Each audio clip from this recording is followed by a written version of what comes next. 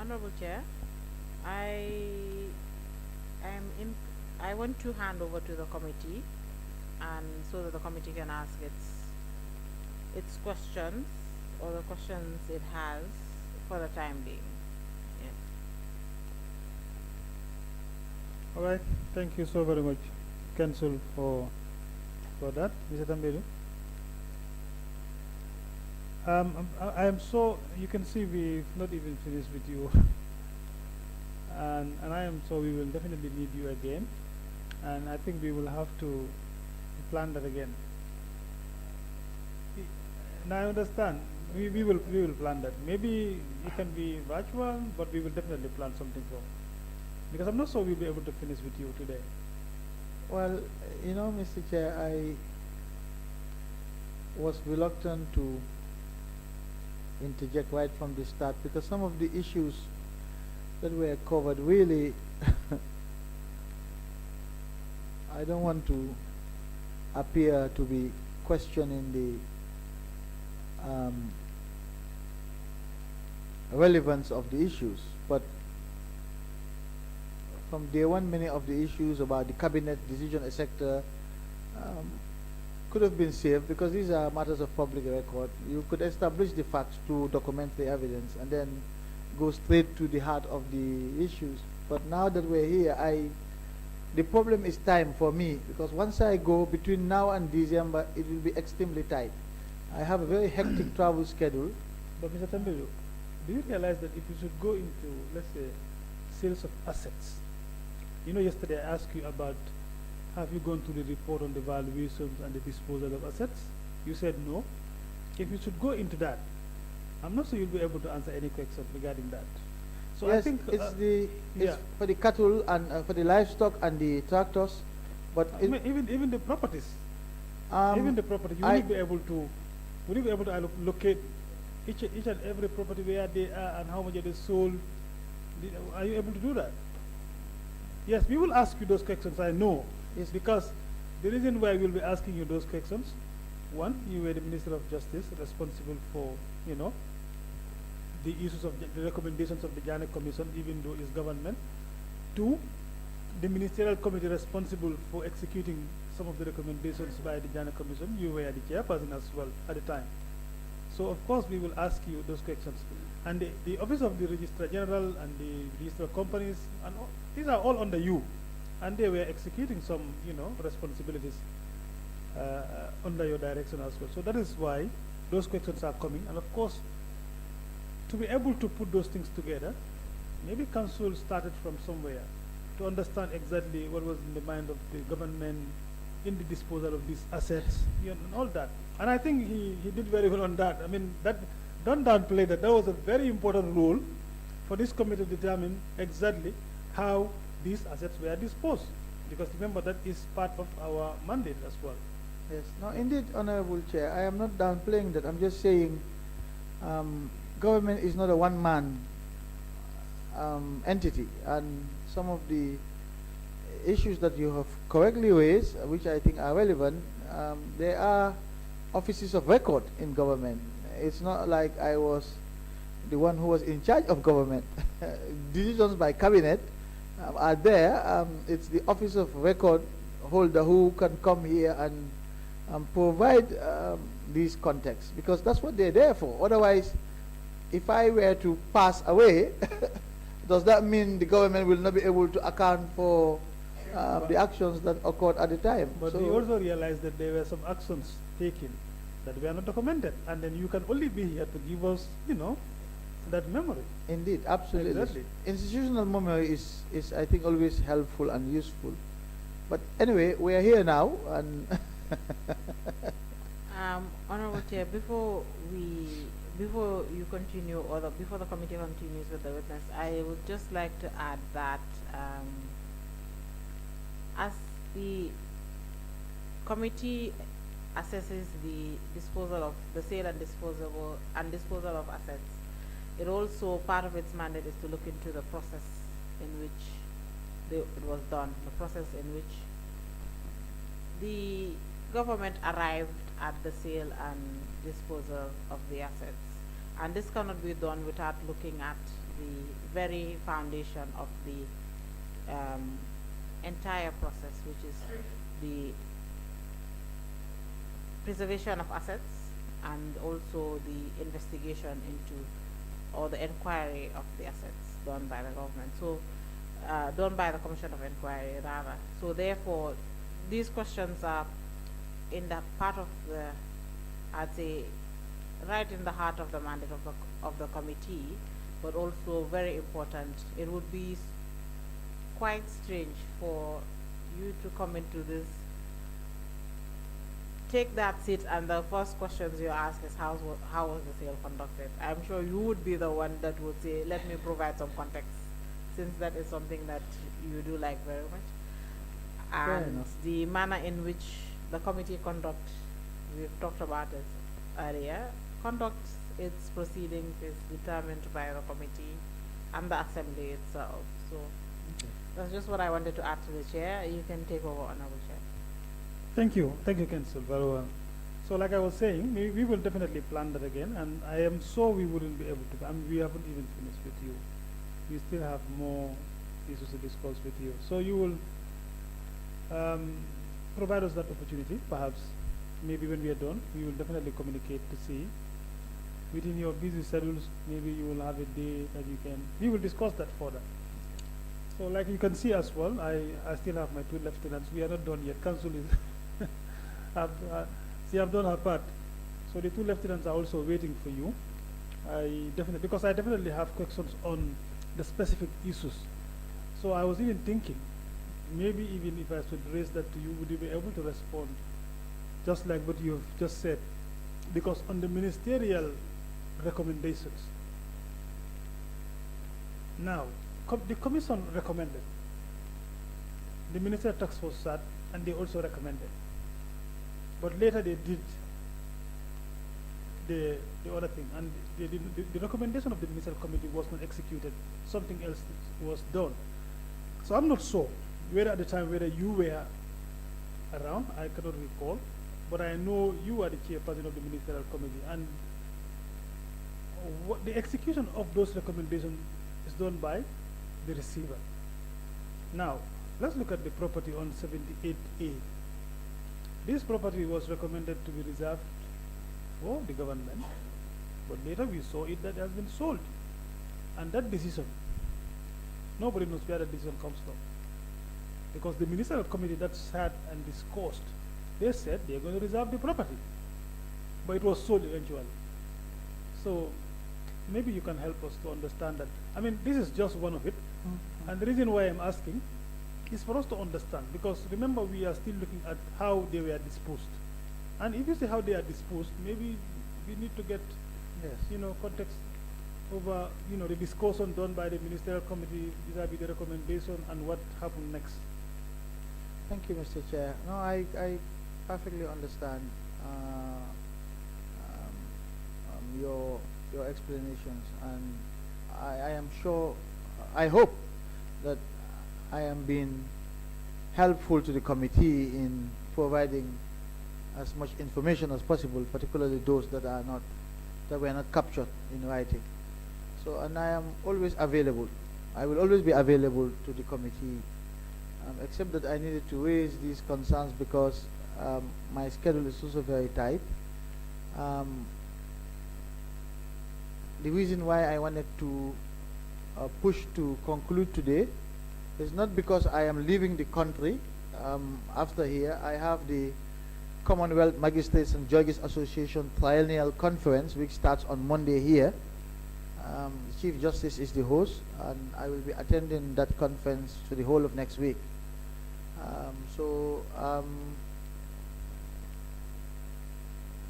We can discuss later what may or may not be possible in that window. But in terms of the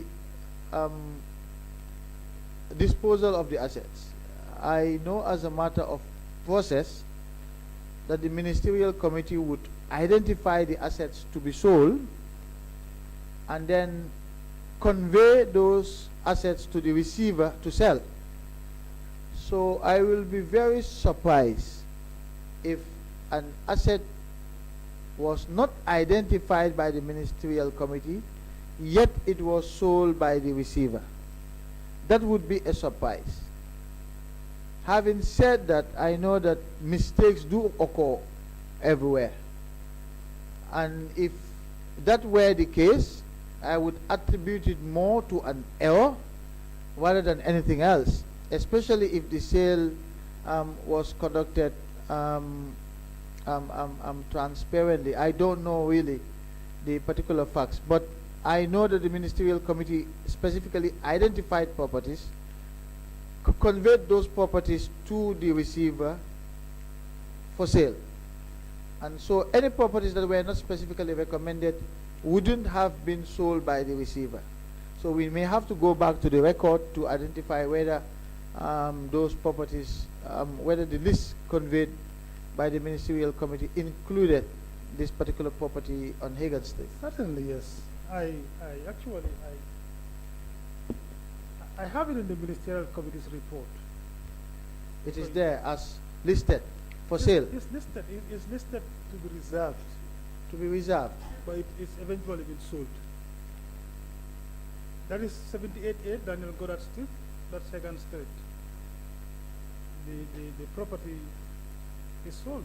But why would the ministerial committee include a property that is to be reserved? Because we only identified properties that are to be sold out of the long list. So if we don't identify the property, then it means it should not be sold. So that's the concern. Yes, why would it be in the report? That's the concern, and that is the reason why I said, let me... Can I take a look at that report quickly, Mr. Chairman, if you don't mind? Okay.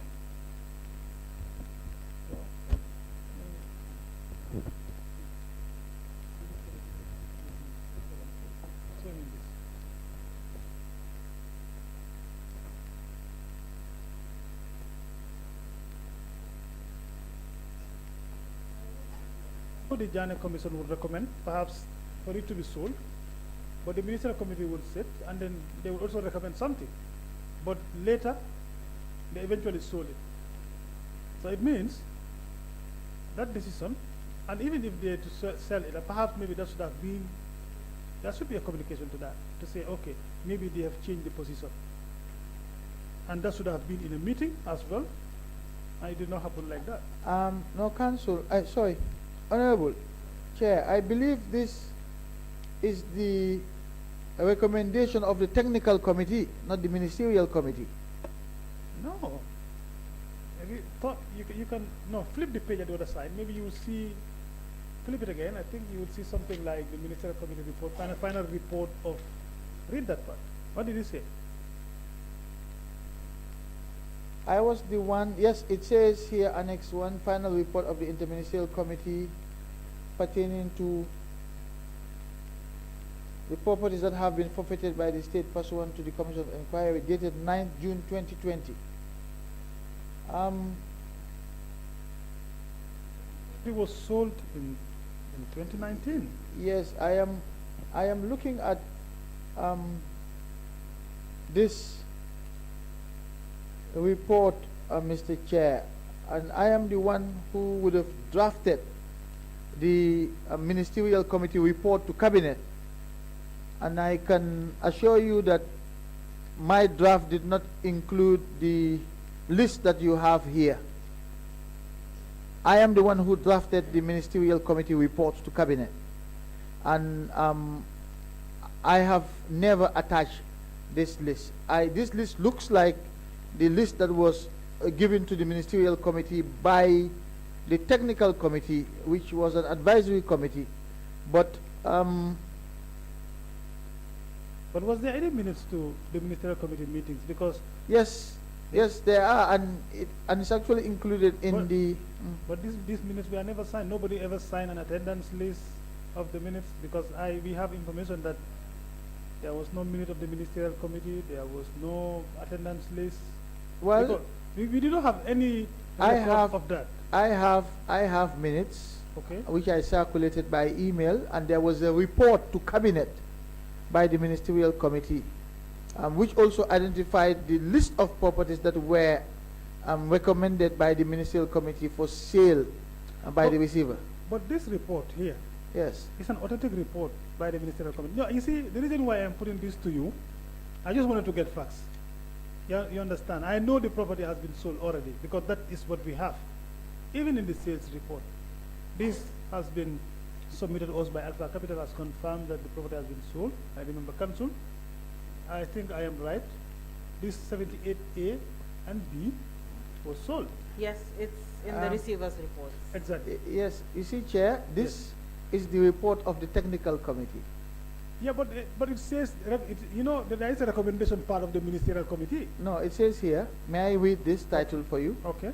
Final report of the Interministerial Technical Committee pertaining to properties that have been forfeited by. So this is the technical committee report. That's why I said I was the one who prepared the ministerial committee reports. So what was your recommendation about 78A and B? I need to check on what the ministerial committee did. But this is the recommendation, this is the advice of the technical committee. I was told Yes. most of the recommendation by the minister on this technical report is Yes. what was implemented. But that's I mean, what I'm saying. There is no major, there's no changes. Yes, but this is, so the technical committee was established by the ministerial committee to advise the ministers. But you see, the report there, Yes, the recommendation, yes, whether done by the technical committee, yes. is accepted by the ministerial committee. No, the ministerial committee looks, there's nowhere which says that the ministerial committee accepts this. The ministerial committee would go through this and decide whether to accept an advice or a recommendation from the technical committee or not. So the technical committee was there to just assist the ministerial committee in an advisory role. Because it's the ministerial committee that established the technical committee. But now there is no report of the ministerial committee. There are reports. This is the only report given to us as a report of the ministerial committee. Well, I'm telling you there are, and I will produce that. Well, you were not the only minister in the ministerial committee. I mean, I think if that report is there, we should have. Well, we would have had a report of the ministerial committee report. The- This is what is presented to us as ministerial committee report, and I think the recommendations there are for the ministerial committee because the Janneh commission that recommended Yes. the final table or column Yes. is a recommendation of the ministerial committee. That is what the report is saying. So, just to be sure that Yes. the recommendation of the ministerial committee said reserve the property, but eventually it was sold. So I just wanted to understand, Yes. maybe there is a decision that the ministerial committee may have said, okay, we are going to sell it. And perhaps it would have been done in the form of, you know, communication or whatever, but that did not happen. That is why I said, let me put it to you. Yes. If I may explain, Okay. the ministerial committee is tasked by the president to identify the properties to be sold. And the ministerial committee, in its wisdom, created a technical committee which was an advisory committee to advise the ministers on which properties may be recommended for sale, which may be recommended for government use, etc. The technical committee submitted its report with its recommendations for each property. It was up to the ministerial committee, which has the last say, the final say, as to whether it accepted the advice of the technical committee on each of these properties. So the technical committee might have said, don't sell number 78 Hagan Street. And the ministerial committee decides, no, your reasons are not justified, we are going to sell it. Because the ministerial committee has the last say. Okay. Now, You see what I mean? now understand the point. I Yes. fully understand. Yes. For me, I am referring to this report as a ministerial committee report. But now, Okay. now you said you have the ministerial committee report, the final report. Yes. Yes. Can you please provide that for us? I will provide it, absolutely. I Okay. will provide it. All right. I will I provide it. request that from you. I will So- provide that. Because I have a number of them, I will stop there. Because the properties that should have been reserved for government use or other purposes have been sold. So if your submission is that you have a final report of the ministerial committee that is different from what we have, No, Please it's not provide. different. We're talking about two different reports. yeah, no, but I am talking about the recommendation. There's I, mean, this- I think the only thing I am interested in is the recommendation of the ministerial committee to a particular property. Yes, but this is not a recommendation of the ministerial committee. Now, that is why I said your report that you're supposed to bring should also contain the recommendation of the ministerial committee with regards to this particular property, whether it should be sold, yes, or to be reserved.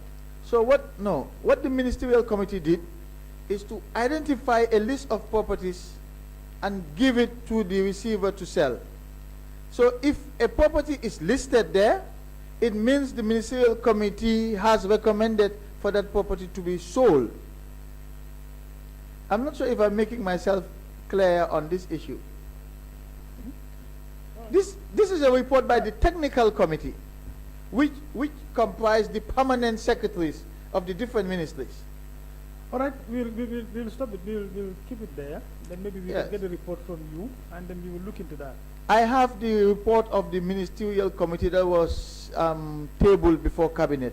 But this is the report of the technical committee, which comprise the permanent secretaries of the different ministries, and then the ministerial committee comprise the ministers. That's fine. That's yeah. Okay. So there are two committees. So that's okay. I am still not convinced until I get the report. Then I will be able to understand exactly what you're trying to talk about. No, I understand your point. Yes. Now. Let me help to convince you. What are you not convinced about? You wouldn't be able to convince me without that report, because I definitely need the report. Okay. To see exactly what was said.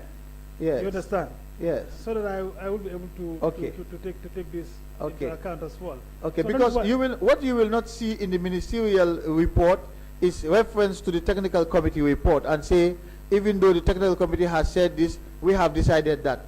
You will not see that. Okay. Because this was for our own internal purposes to see what they have said, because the ministers cannot go through the entire, we couldn't have done this. There is no way we could have done a job like this at the ministerial level. So we needed our technicians to do this, and when we are going through it, we look at whether we should adopt their advice on a property or not adopt their advice. But was there any ministerial committee meeting, and how many meetings do you have, the ministerial committee? Can you remember? We met at least twice. Only two times? Yes. Because when we meet, we recommend a list of properties to be sold. Then the receiver starts the process of selling, and that process takes time. So we don't meet again until that phase is completed. Then when we're about to start the next phase to identify new properties, we convene again. All right, that's fine. But please provide the report. I will definitely. I will certainly. Yeah, I will provide that. Yeah. Okay. I was going to take you on something, but I know two lieutenants will come with that. I wouldn't delve much into that, because when you were having an exchange with council regarding Mr. Barry. Now, when did you know Mr. Barry exactly? I just want a context to this. When did you know Mr. Barry? Because you said you met him in... The first time in 2018 when he came to my office on FTI. That was the first time you know him? That was the first time I met him. I knew about him, I've heard about his name clearly, but that was the first time I met him. Okay. And then from that point, you appointed him as a receiver? Yes, that was in fact when Mr. Barry and Mr. Prom where their names were being mentioned to me early on. I had never met either of them. But yes, the first time I met Mr. Barry was in 2018 when he came to my office together with Mr. Mustafa Yai.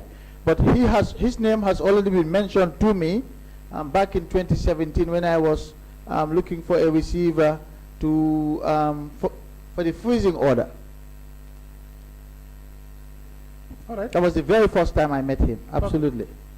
That's fine. I was just trying to lay the ground for my colleagues to come, because I know you will have more excerpts on that. Aside from that, okay,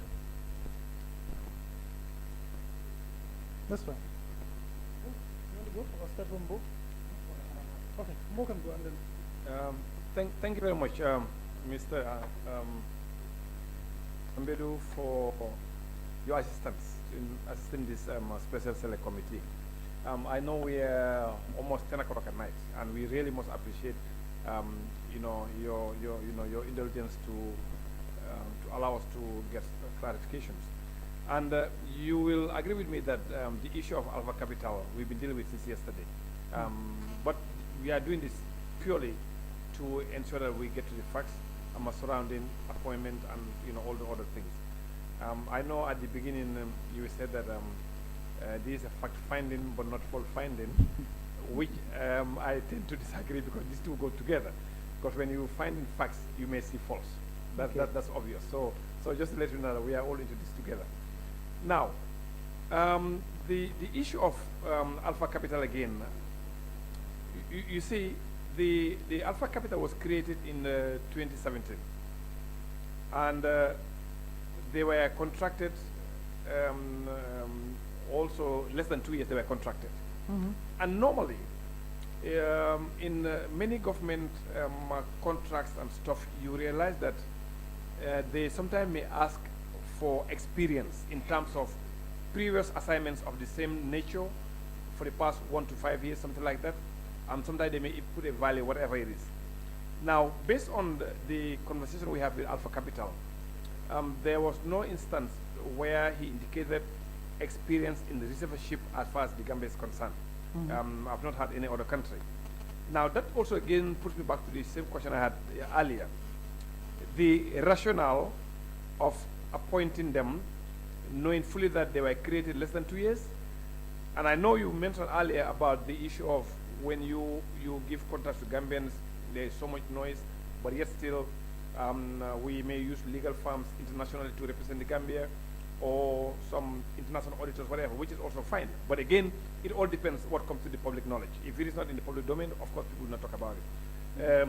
But still now, we want to find out, this Alpha Capital has not shown any experience in receivership, but yet still, you trusted them. Now, I would like to know the grounds, whether you put aside the GPPA Act of 2014, which actually has some requirements in terms of giving contracts to individual institutions, or the Companies Act of 2013, etc. What really was the motivating factor, knowing fully that this is a company that was created less than 2 years and they have not shown any, as far as we are concerned, the evidence is to us the experience in doing the receivership as compared to the previous one that we actually had, that actually has existed for several years, and they can show their footprint in doing this. Thank you, Council. I think this is one of the most welcomed questions for me. The first point is that Alpha Capital was not contracted as receiver. It was Mr. Alpha Barry who was appointed as receiver. Now, Mr. Alpha Barry uses the business address of Alpha Capital Advisory, which is Brewfoot, etc. If you look at the appointment letter, letter is addressed to Mr. Alpha Barry, and I can confirm that my engagement with Mr. Alpha Barry was done in his individual capacity, just like my engagement with Augustus Pom was done in his individual capacity. So the issue of Alpha Capital is misinformation, let me put it that way, because Alpha Capital was not the one that was assigned. It was Mr. Alpha Barry. And as far as I am concerned, Honorable, during the transition, because of the transitional justice process, again, we have to contextualize this. Transitional justice is not your everyday governance process. It is unique because it's mostly undertaken by countries that are recovering from violent conflict, or countries that have suffered systemic and massive violations of human rights for a number of years. And so it's meant to provide a transition from those kinds of governance environment to a better and more improved governance environment. And it's unique. And because it's unique, many countries have undergone transitional justice processes and have not done so well in this. Now we know that, I know that, and that is why when I initiated this process as the person who conceived, conceptualized and managed the process, I was very aware and conscious of what needed to be done to increase our chances of success. And that is why I said right from the start that I personally headhunted key personnel to our transitional justice process. And I will tell you, I will share with you today that the key to our transitional justice success was premised on what I would call the doctrine of the 3 Ps.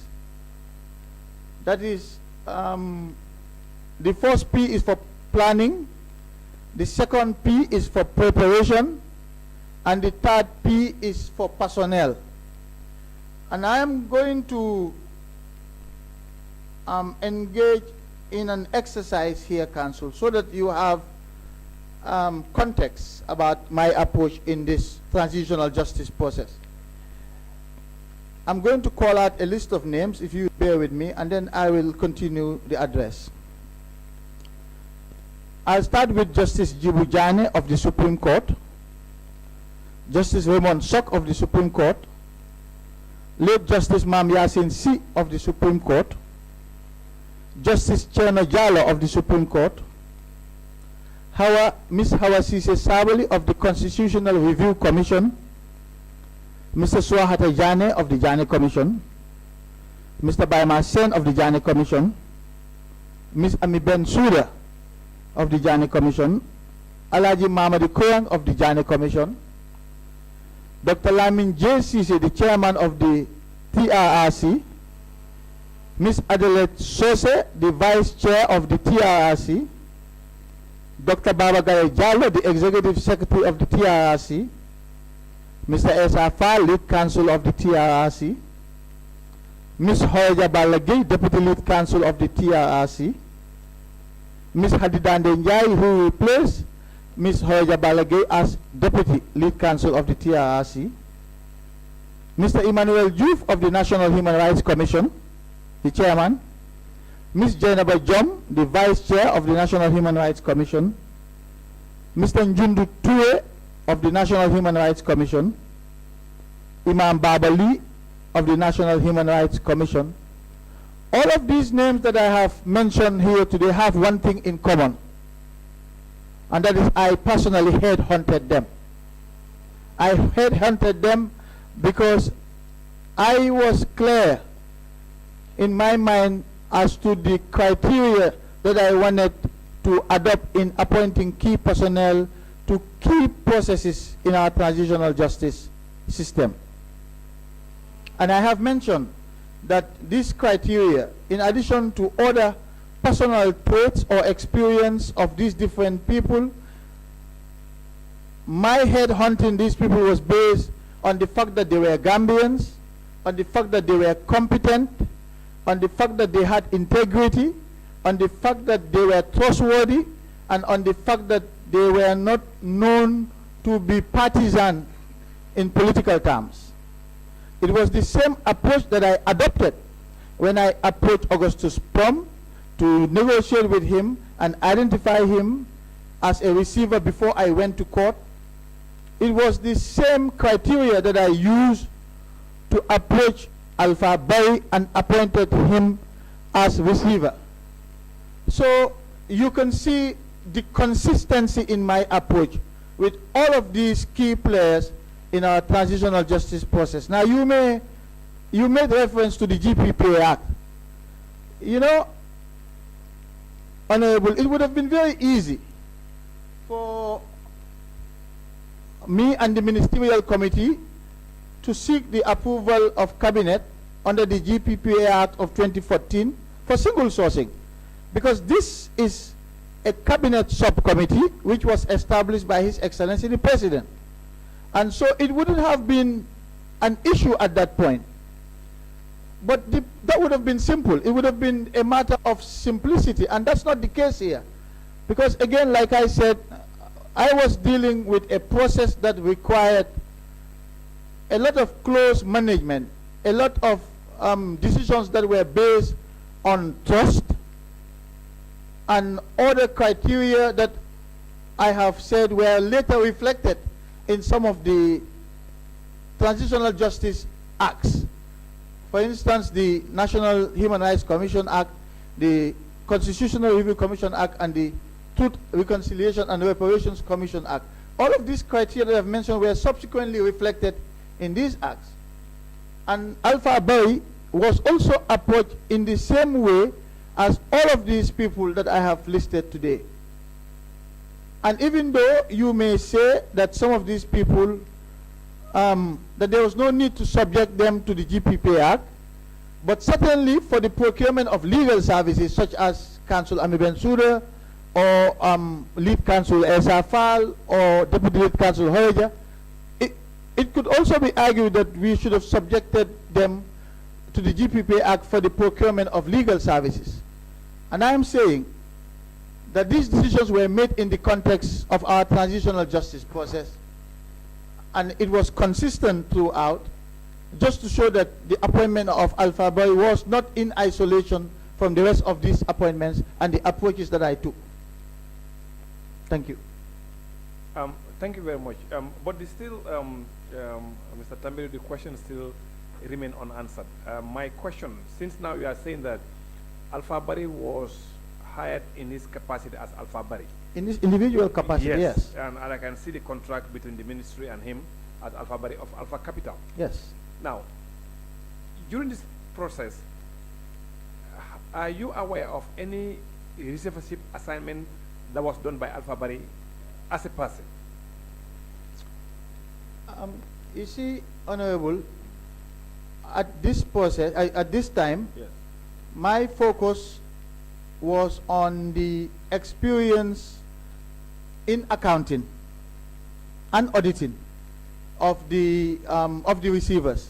So when I was considering both Augustus Pom and Alpha Boy, I had not yet known if either of them had any experience in receivership. It was subsequently when I was informed about the prior experience of Augustus Pom, which led me to choose Augustus Pom at that point, because he had an advantage over Alpha Boy in terms of dealing with government and receivership. So at the point that I was considering both of them, I had no idea of their background in receivership, but my primary focus was on their experience as auditors and accountants. Okay. So fair enough. And then we go to the suitability of AMRC, and I think the council have gone back and forth with you.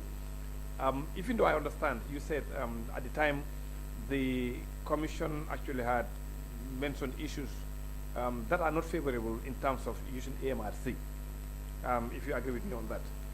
But the same report also has highlighted the issues at the Central Bank of the Gambia, where I can say that the bulk of the loot of the assets of the former president actually did take place at the Central Bank of the Gambia.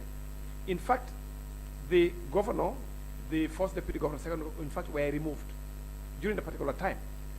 Now, if you say the issue of the MRC was as a result of they been mentioned by the commission, and yet still you don't want to deal with them as far as receivership is concerned, but here we have a Central Bank of the Gambia where the majority of the loot that we are talking about here actually has happened in that bank, because it was turned into a commercial bank by the former president and his associates, which actually led to the removal of the governor and then the first and second deputy governors.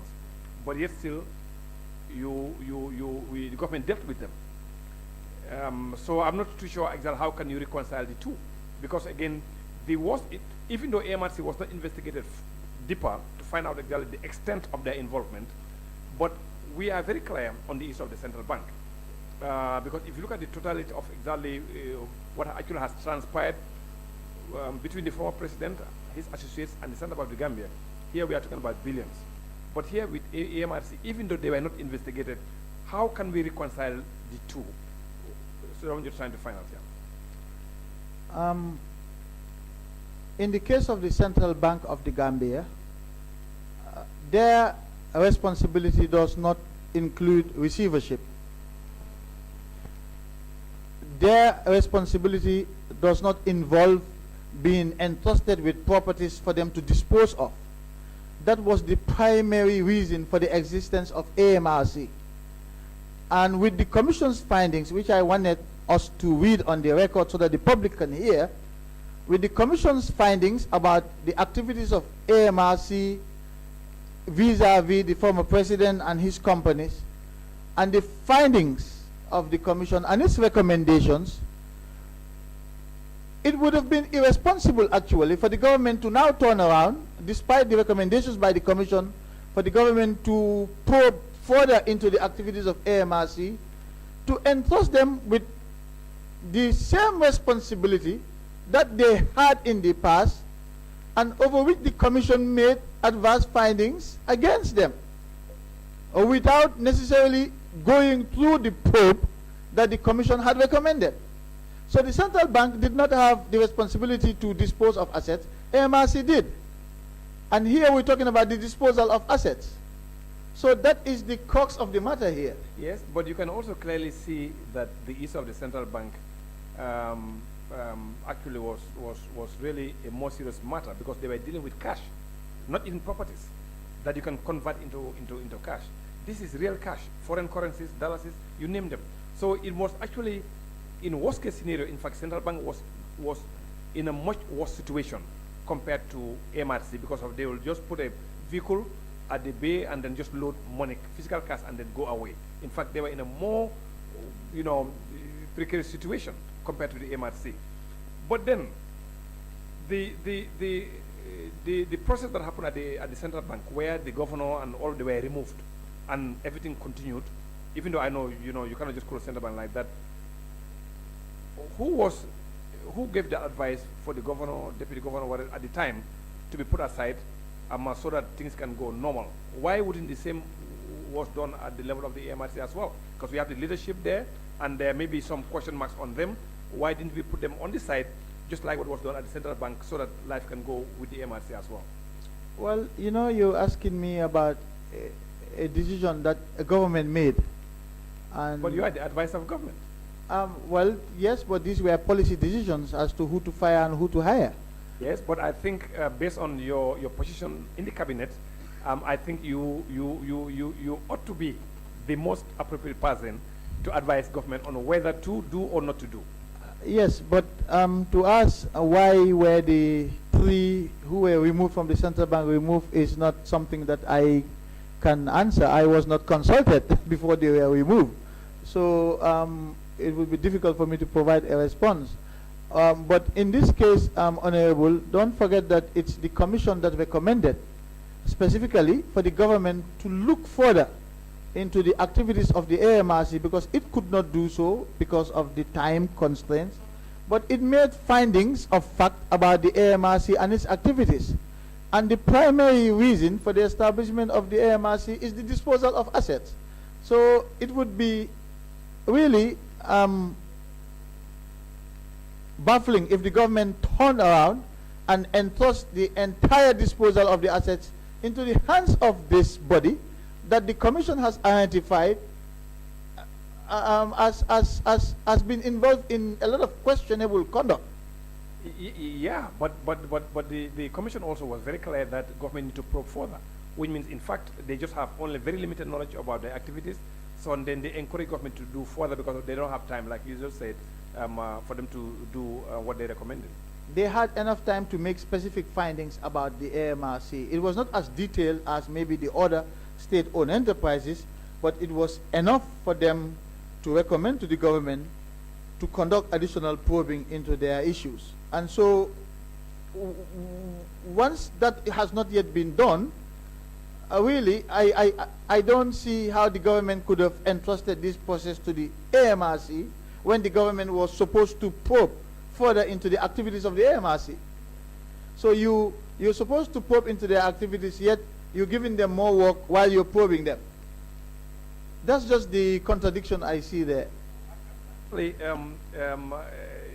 I think for me, it should have been like the end result. What are you trying to get from Alpha Capital that the AMRC actually... From Alpha Bari. From Alpha Bari, yes. Of Alpha Capital, that the MRC could not do. Because if you look at the three issues that were highlighted by the council earlier, like the property of 57A Daniel Goddard Street was sold to GPA for 1 million by Alpha Bari of Alpha Capital. Then the Future Lake building also was sold to the Central Bank of the Gambia at 100,500,000, and the shares of the Gambia Petroleum was also sold to Social Security, Star Oil, and GNPC, totaling 551 million. So these three transactions alone, like we were saying, is government selling to government, amounted to 262 million. Now, even if you take 10% of that, here you are talking about almost 65 million. And I can tell you, the budget of the AMRC for 5 years is not even 65 million. But I think, Honorable, that is a very simplistic approach to this process. First, Alpha Bari's fees were reduced.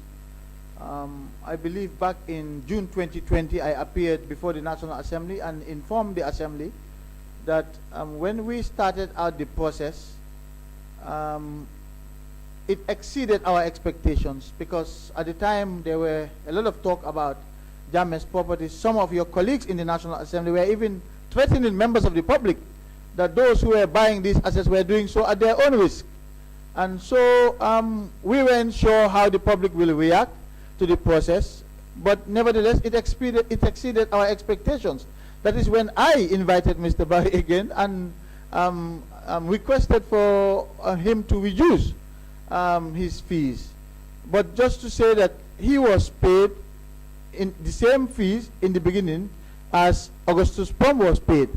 Nothing was changed, and we reduced his fees subsequently. Yes, he had an interest in making sure that the profit margin was big, because he was paid on the basis of commission. So the higher the valuations and the amount or the prices of the properties, the higher his commission. That's just the way commission payments work. And I will have no qualms paying anybody who does as good a job as he did in these properties. That's what I would say. Yes, but you can clearly see that also the mandate that was given to Augustus Prom in terms of managing hotels and other properties compared to Alpha Bari of Alpha Capital, who was selling, there was a little bit different, because this person is actually making an institution profitable. In fact, you can clearly see from the reports that, in fact, they have pushed where prior profits actually were exited. So because they were trying to control cost to ensure that also, government is actually, reaping more dividends from their operations. So it was a little bit different from Alpha Capital. So, but don't you think that's why we engaged Alpha Bari to renegotiate the terms or the fees of his receivership? Well, for me, still now, I'm of the belief that maybe it could have been done in a much different way, like, again, still with the AMRC. That even if we think the management of AMRC may have been tainted, I'm not saying they may have been tainted, and that's the reason why you prefer not to use them, based on some of the things the commission actually has said. But perhaps this is a government institution, and in fact, at that particular time, the government actually has changed.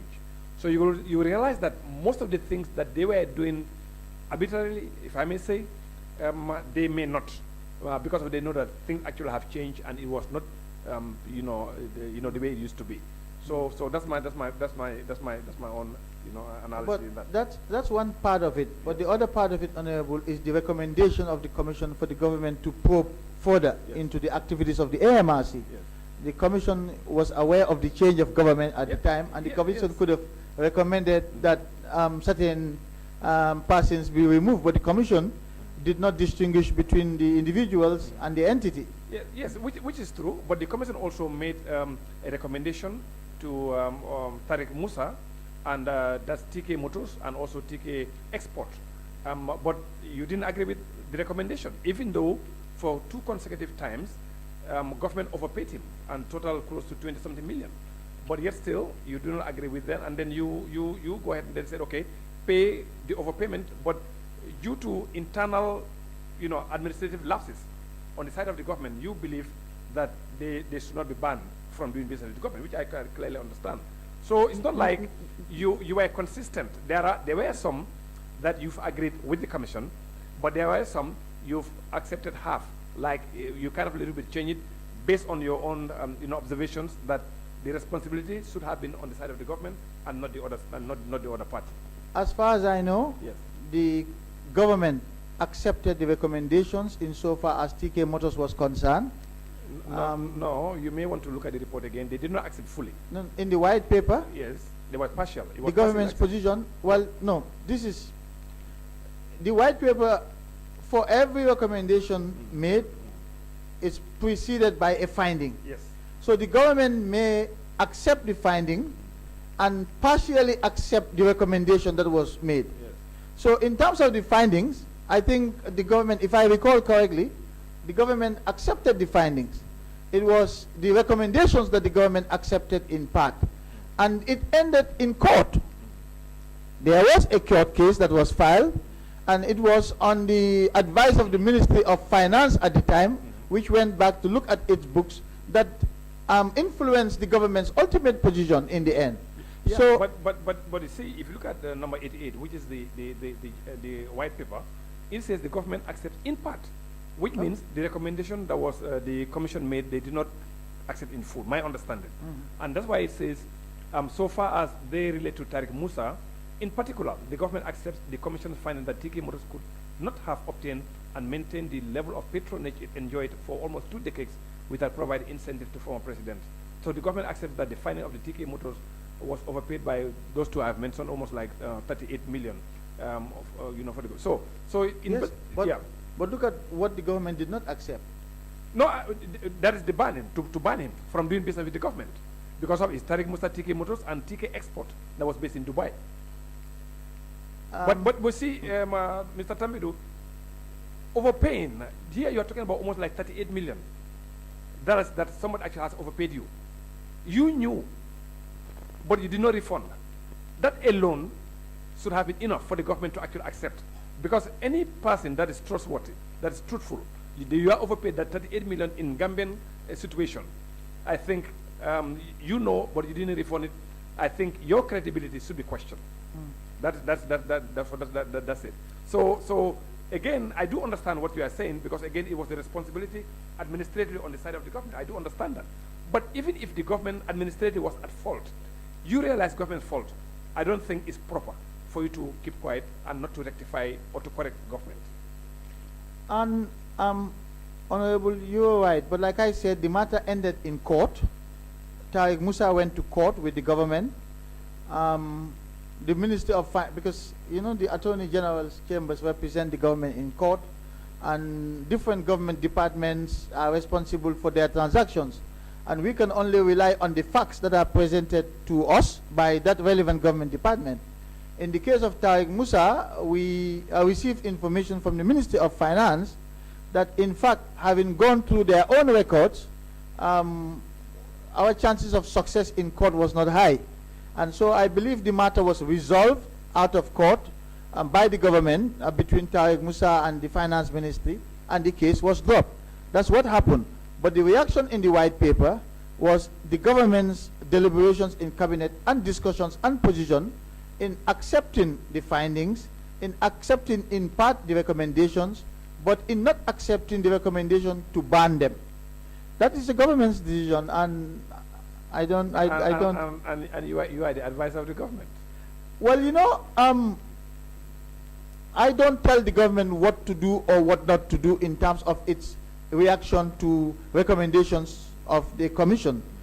It's discussed in cabinet, and a position is taken either by consensus or by majority.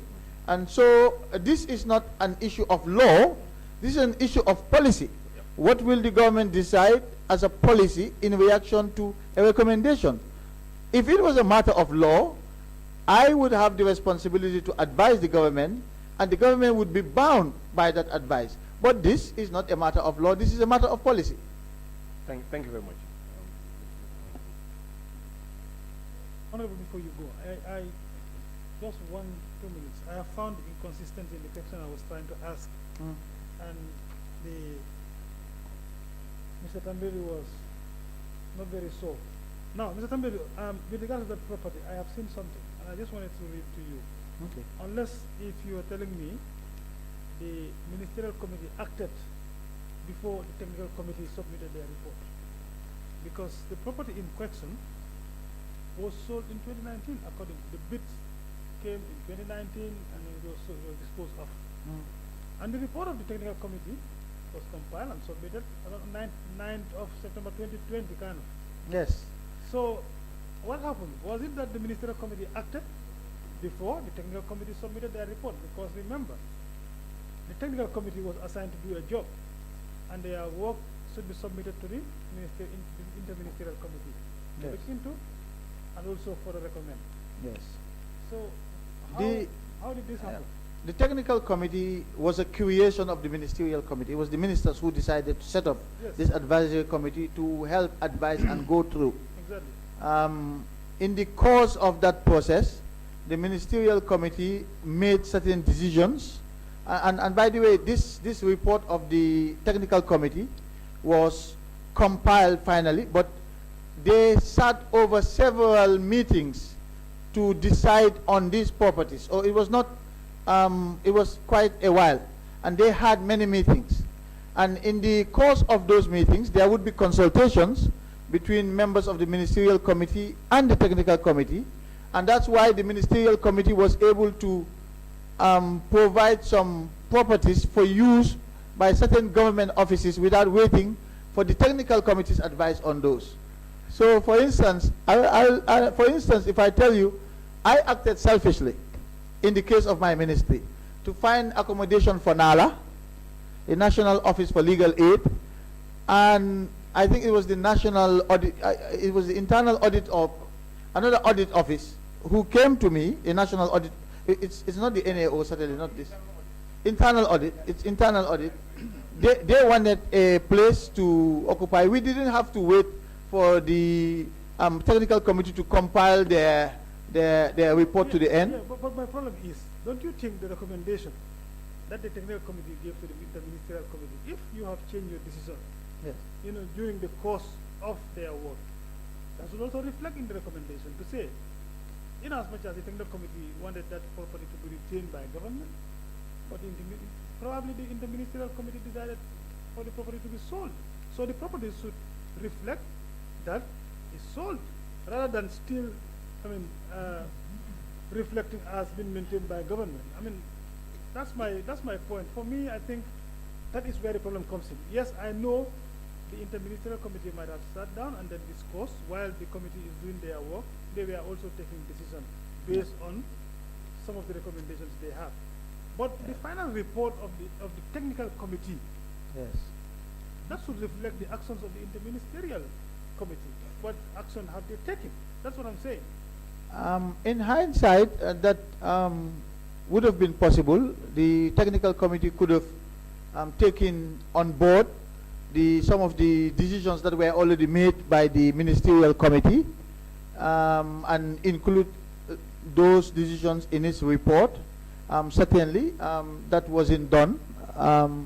So it is what it is. I don't know what to say about that, but you're right, they could have. And mind you, the report I am reading it from is in Alpha Capital submission, and Alpha Capital was appointed as a receiver, and then the properties handed over to the receiver by the interministerial committee. That is the ones he has sold. So I would have expected Alpha Capital to submit a report of the interministerial committee rather than a technical committee report. Yes, and Alpha, you see the Alpha Capital, I would be surprised if he had copies of the ministerial committee's report, because the ministerial committee's report was for cabinet. He might have been given a copy, but what Alpha had was the ministerial committee conveying to him the list of properties that he should be selling. If you see what I mean, that's what the ministerial committee, that's the approach the ministerial committee took.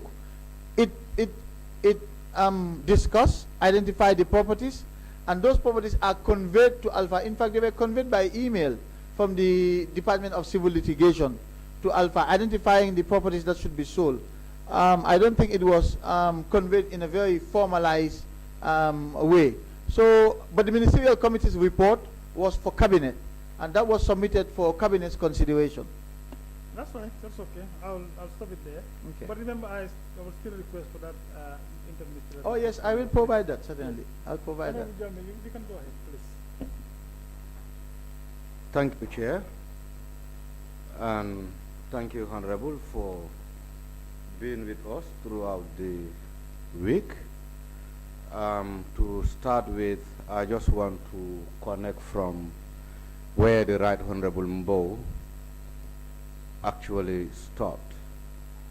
And I would make a remark before gauging your mind on a specific issue, because for me, victimizing AMRC might not really be a fair decision. For the fact that, for me, my take is almost every other public servant during Janneh's days, if the way we are taking issues, for me, every other person should be punished for your actions. Let's take the Ministry of Justice as an example.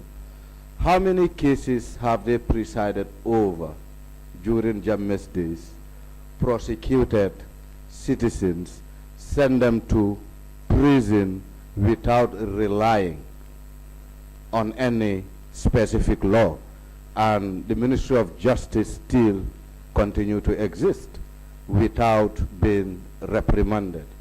And why AMRC is so special in this situation? Thank you. Well, my response is really to refer you to the recommendations of the Commission, because that is what guided the government's actions. Here we are, the government establishing a commission of inquiry that is independent, that has gone through evidence that you and I haven't had access to, which has made findings of fact about a particular state-owned enterprise whose primary responsibility is to dispose of assets. That's their primary job. And the commission made factual findings about the processes that that state-owned enterprise or that public body was involved in with respect to that primary activity.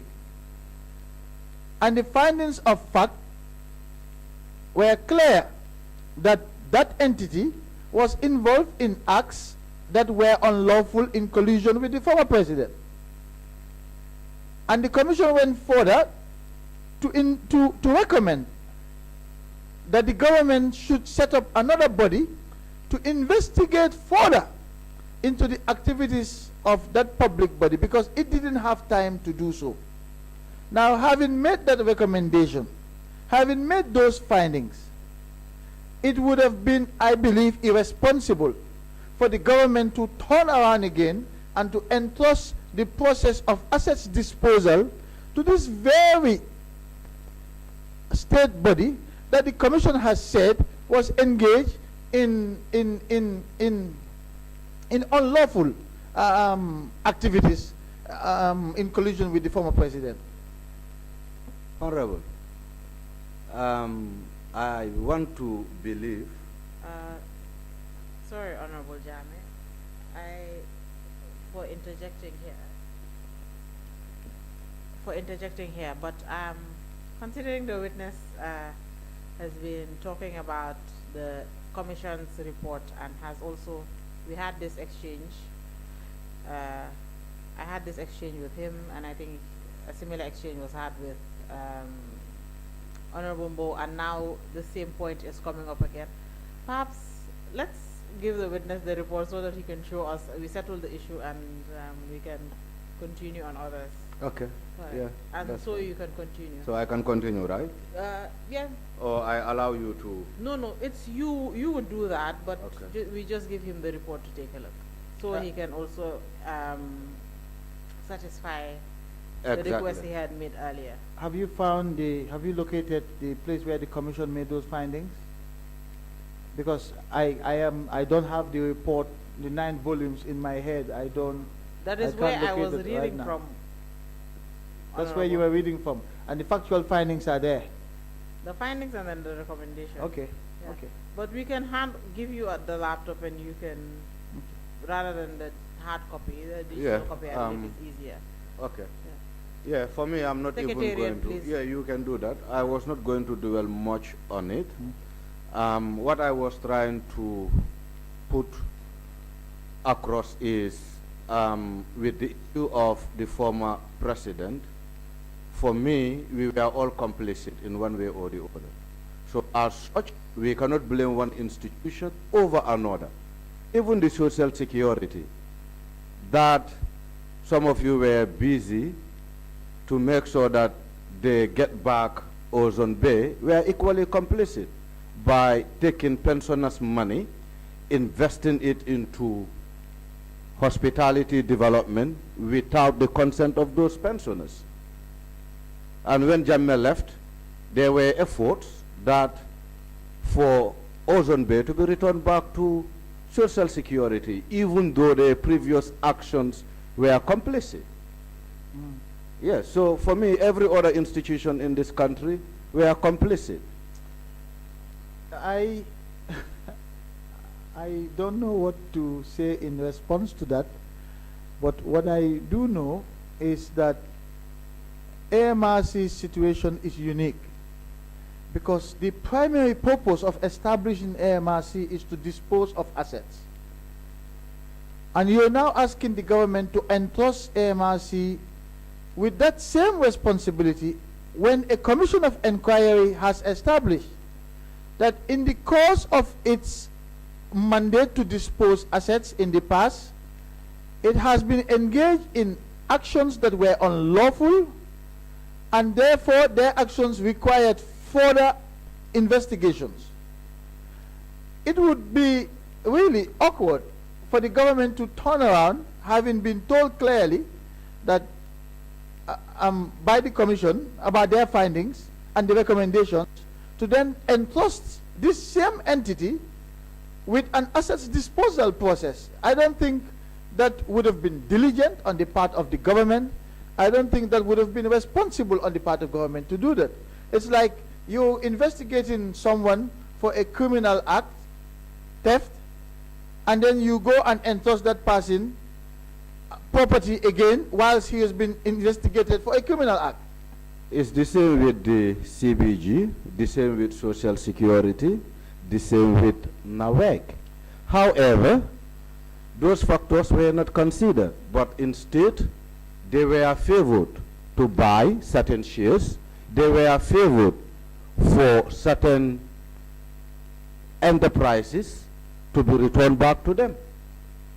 And with AMRC, even though they were also complicit, for me, they should have also been given the chance, because for me, you said it from Monday that during Janneh's days, no one was with your right set of mind.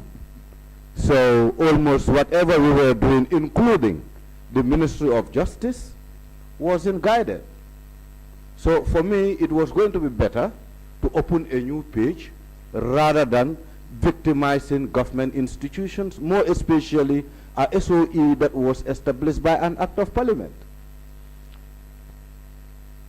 I take your point, Honorable, but the government was guided by the Commission's recommendations, and the government acted using its best judgment at the time regarding those recommendations. Let's progress, Honorable.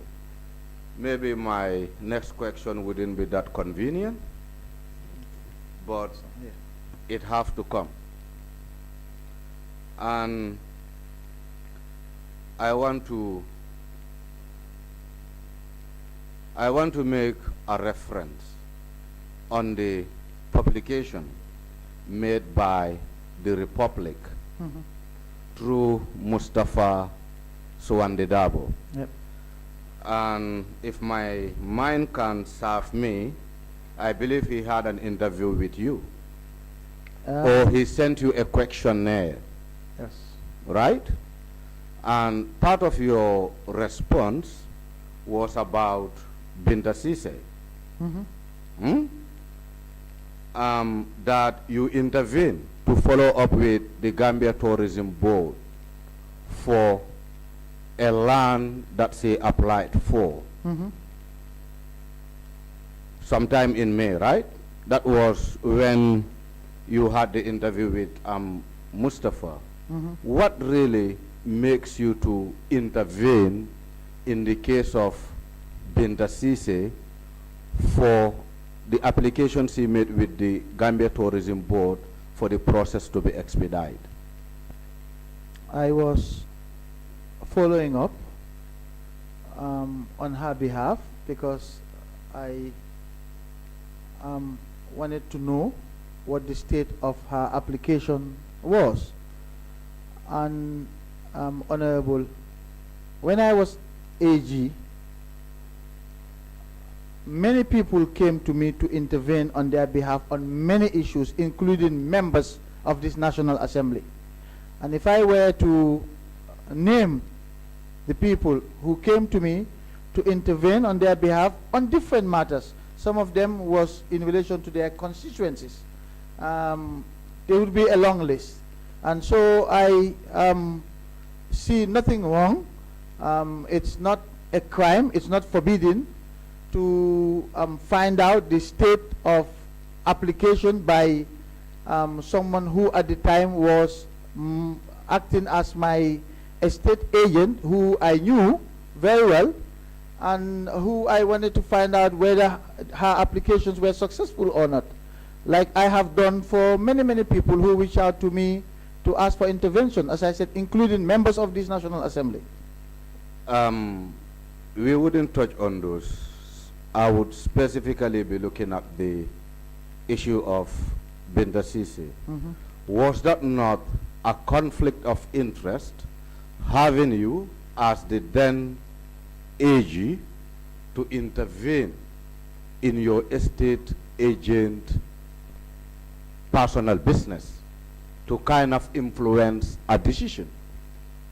But how would that be a conflict of interest? I don't understand. Because he works with you directly, and you being a state minister, for me, if you should engage any institution on her behalf, for me, that will be a bit conflicting. But I have said here that I have done that for many people when I was AG, including members of this assembly. So I see nothing. What's the conflict here? So what is the conflict? Maybe let me be clear what you mean by conflict. The conflict here is Binta directly works under you as a state minister. But you see, that's the problem you're making. Binta was not working under me. She was working with you as an estate agent. She was the person who was in charge of my properties and renting them out. Yes. Exactly, meaning she works for you. Yes, I was paying her for work. Exactly, yes. Under your authority that she was managing that estate or those estates. So that makes it a conflict of interest for the fact that she was very close to you, for the fact that she was working with you, and for the fact that you were a state minister with so much influence. For me, I would take it to be conflicting, because it was going to be better for someone else to engage the Gambia Tourism Board than you. Honorable, with all due respect, and I believe I have been very respectful to all of you, and I would want you to reciprocate that respect to me as well. And your words that she was very close to me were really unnecessary. Now, you may choose to believe whatever you want to believe. I do not care a dime as to what you believe. But I am telling you the facts as they occurred. She was someone who was managing my properties. She applied for land in the TDA. She informed me, this is Gambia, people asked for favors. She wanted me to find out what the process at the stage of her application process was. I willingly did that. I only inquired, and not even with the tourism development, not even with the tourism development board. My inquiry was not with the tourism development board. But if that's where, is that the route you want to go down, I am happy to go down there with you. My inquiry was not with the tourism development board. If you persist, I will tell us your intervention was with which institution regarding Binta? Well, you're using intervention.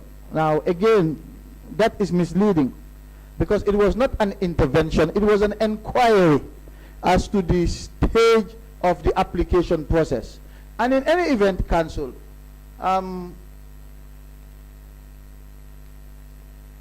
Binta does not currently possess any land allocated to her by government.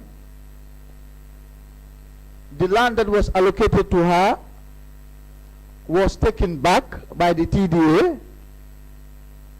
So I don't understand what the objective is here. What is the point? She has not benefited ultimately from land that was allocated by the government. So what is the point here? What point are you driving at? The point I am driving at is there was allocation made to her, and she wasn't satisfied about the allocations. Yes, and she rejected it. She withdrew, yes, from the process and asked for her money. Yes. Part of which was paid to her. Yes. And I'm not sure if really she even got her money back in full. So what is the point? That's what I'm driving at. What is the point? No, here? the point is, Binta working with you then as an estate agent of your personal properties. Yes. Yeah? And in the other hand, having you to make an inquiry, because this is the word you want me to use. Well, to it's the fact. To make an inquiry on behalf of Binta. On her behalf, yes. As per this land. For me, that is a bit fishy. You can believe what you want to believe, Honorable, but the bottom line is that against the law to inquire about a process? You know, I just want to find out whether you think that's against the law to make inquiries. It will be too early to draw a conclusion on this issue, because to be honest with you, Honorable, I'm not here to answer questions. I am here to ask questions. But the questions you're asking have to be relevant to the inquiry here to start with. And secondly, if the line of inquiry is about an unlawful act, then that's fine. But to raise a line of inquiry because you perceive that there is a conflict, I don't know if that is helpful to this inquiry or to yourself or to me. Honorable, do you know why I take up this issue? Just wait, Honorable. Please go ahead. No, just wait. Let me just say this before you come, because sometimes, you know, for you, when you talk reg, that's the end of it. I cannot go further. So, the reason why I am bringing this, I pick up this issue from an interview you conducted with a journalist. I didn't just pick it up from anywhere. Yes. So as such, I feel the matter is as relevant as anything to this subject matter. And how is the relevance? Where is the connection? The connections are the land we're talking about is a state land on the TDA. Yes. And the process of the application by itself, even with some reports of the National Assembly, is already been flagged. Yes. Looking at the tourism petition report, yes, that was adopted by the National Assembly.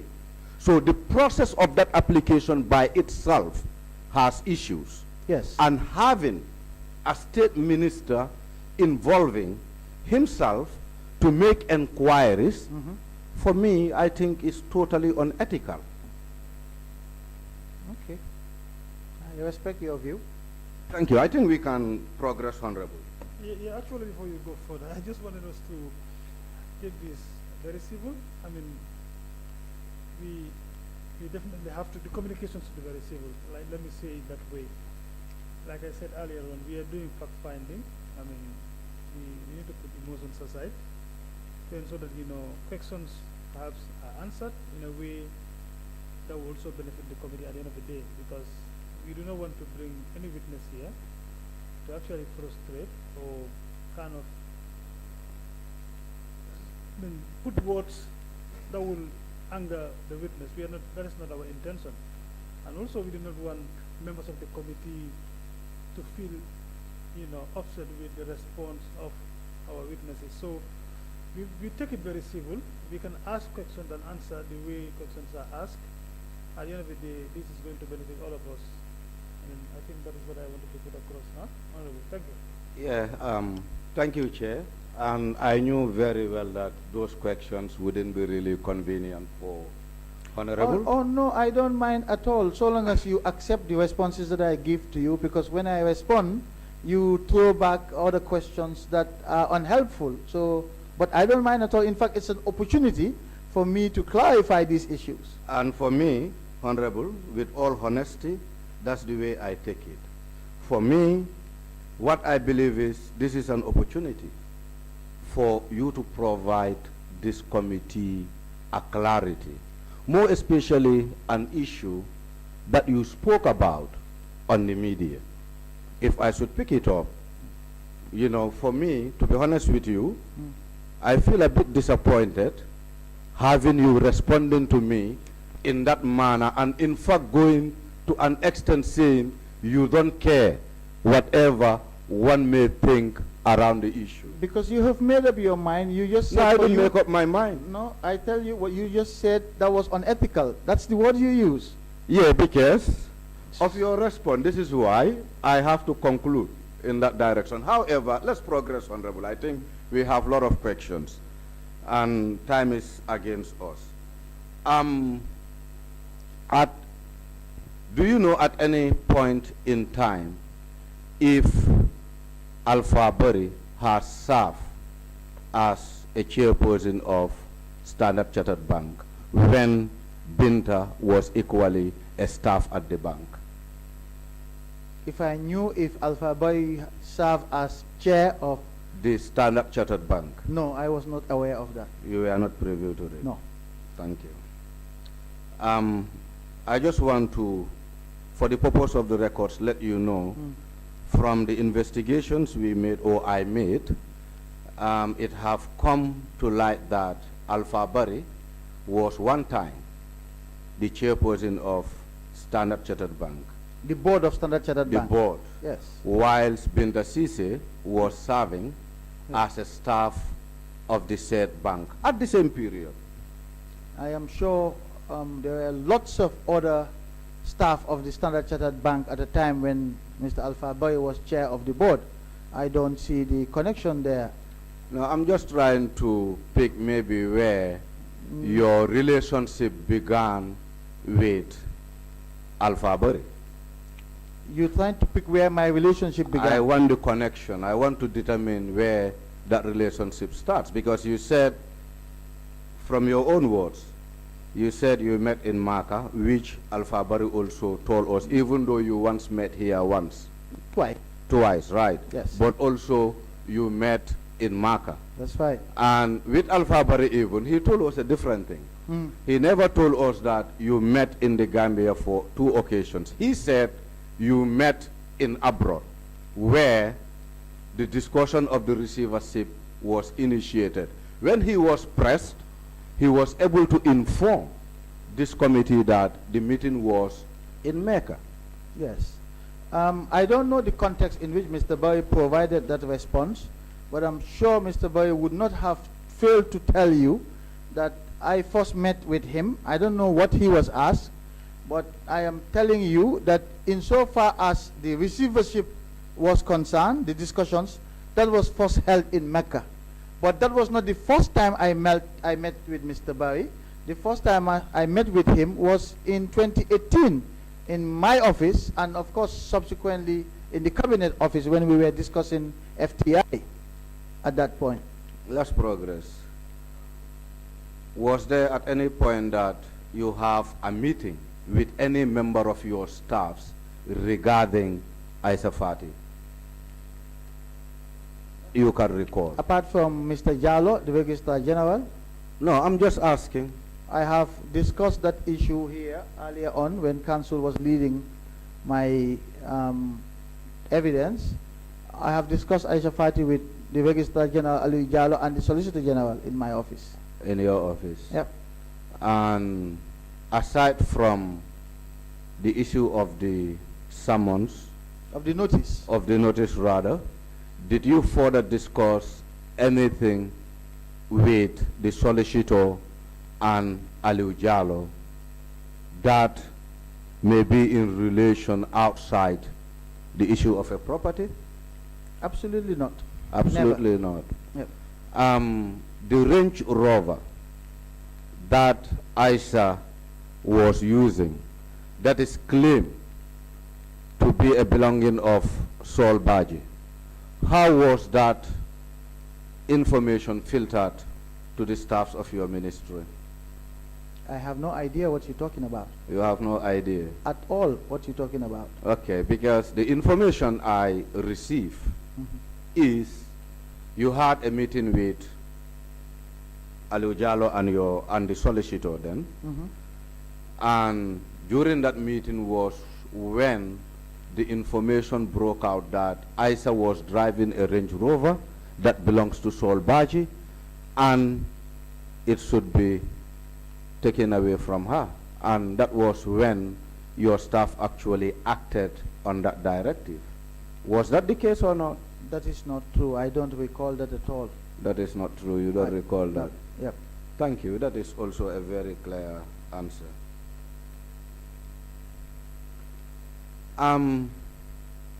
It will be of interest for this committee to know why do the ministry choose not to continue with prompts as a receiver.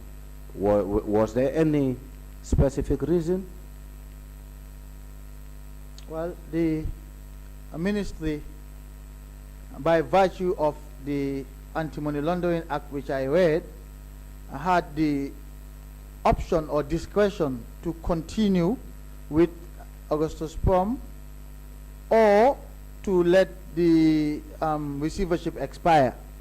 That in and of itself is separate from the recommendations made by the Janneh Commission for Augustus Prom to be replaced as receiver.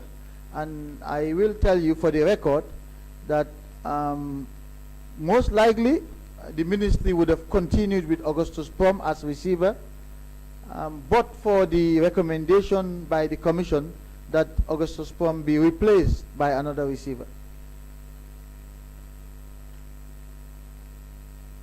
So, what the influence to changing a receiver emerged from the recommendation by the commission? Yes, that is right? correct. Good. Honorable, now I want us to look at minutes that were actually shared by prompts. And I think it will be indeed very fair to actually thank Prompt for, you know, the way he is organized as a receiver, because we ask you if your ministry were really taking minutes of meetings, but you said not every other meeting was actually documented in terms of minutes. And what we saw from Prompt was he was very organized in terms of, you know, getting minutes and in fact capturing minutes of meetings with ministries. Now, my question is going to lead me on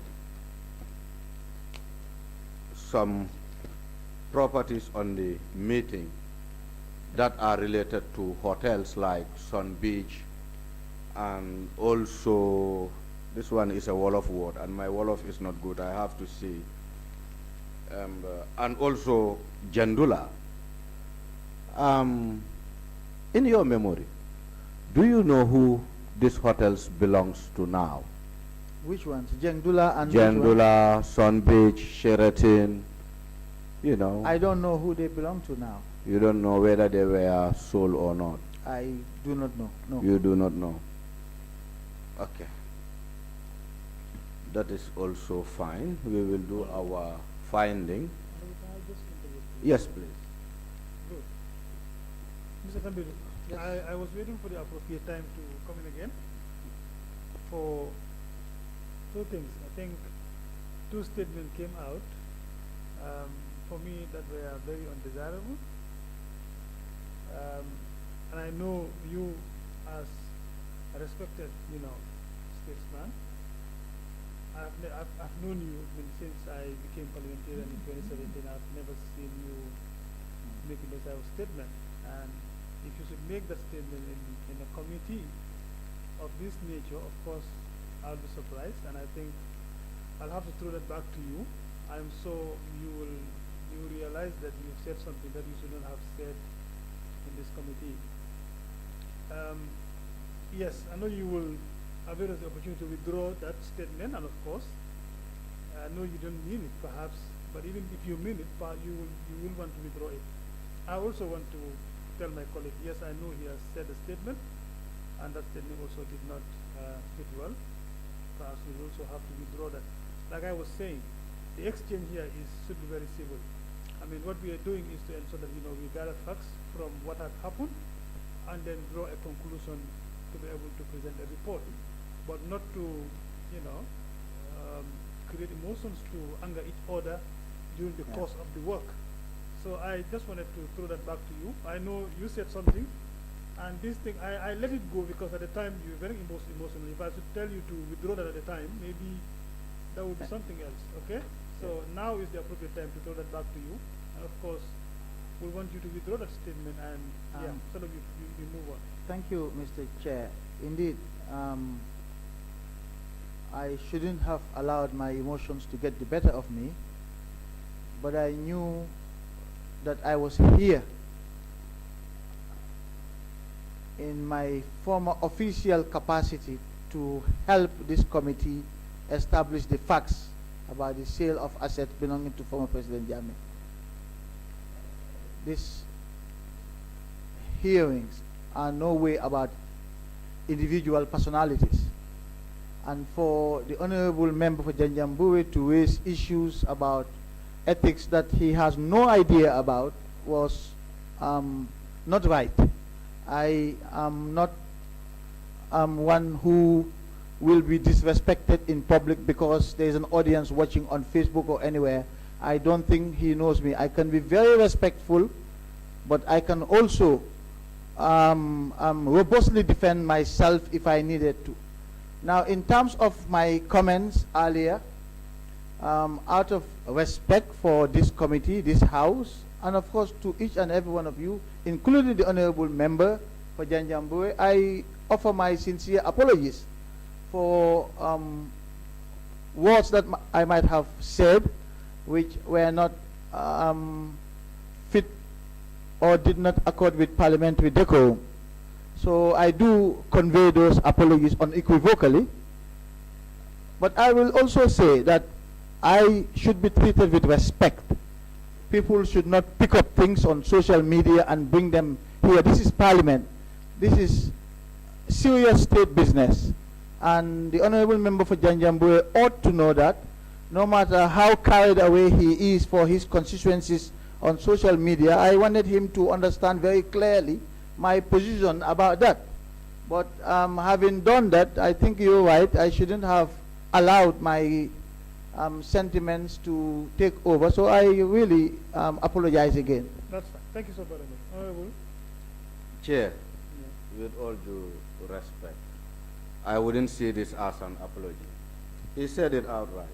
He said, I cannot be picking issues on Facebook, bringing them here. I want the honorable member or the honorable former AG to understand that there is nothing that I am picking on Facebook. Let me just say this. The whole exercise that we are doing emerged from an investigative report. Certainly. That has nothing to do with Facebook. That's very good. You get it right. That's very And I took my reference from that report that Mr. Tambadou has provided information for. So And these were his very words. yes, you're very correct. Let me come there. You know what I mean?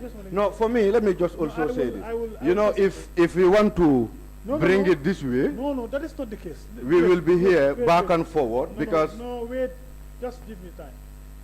You see, when I started talking, I said two words emerged from two of you. You understand? He said something earlier on, and I asked him to apologize. You said something.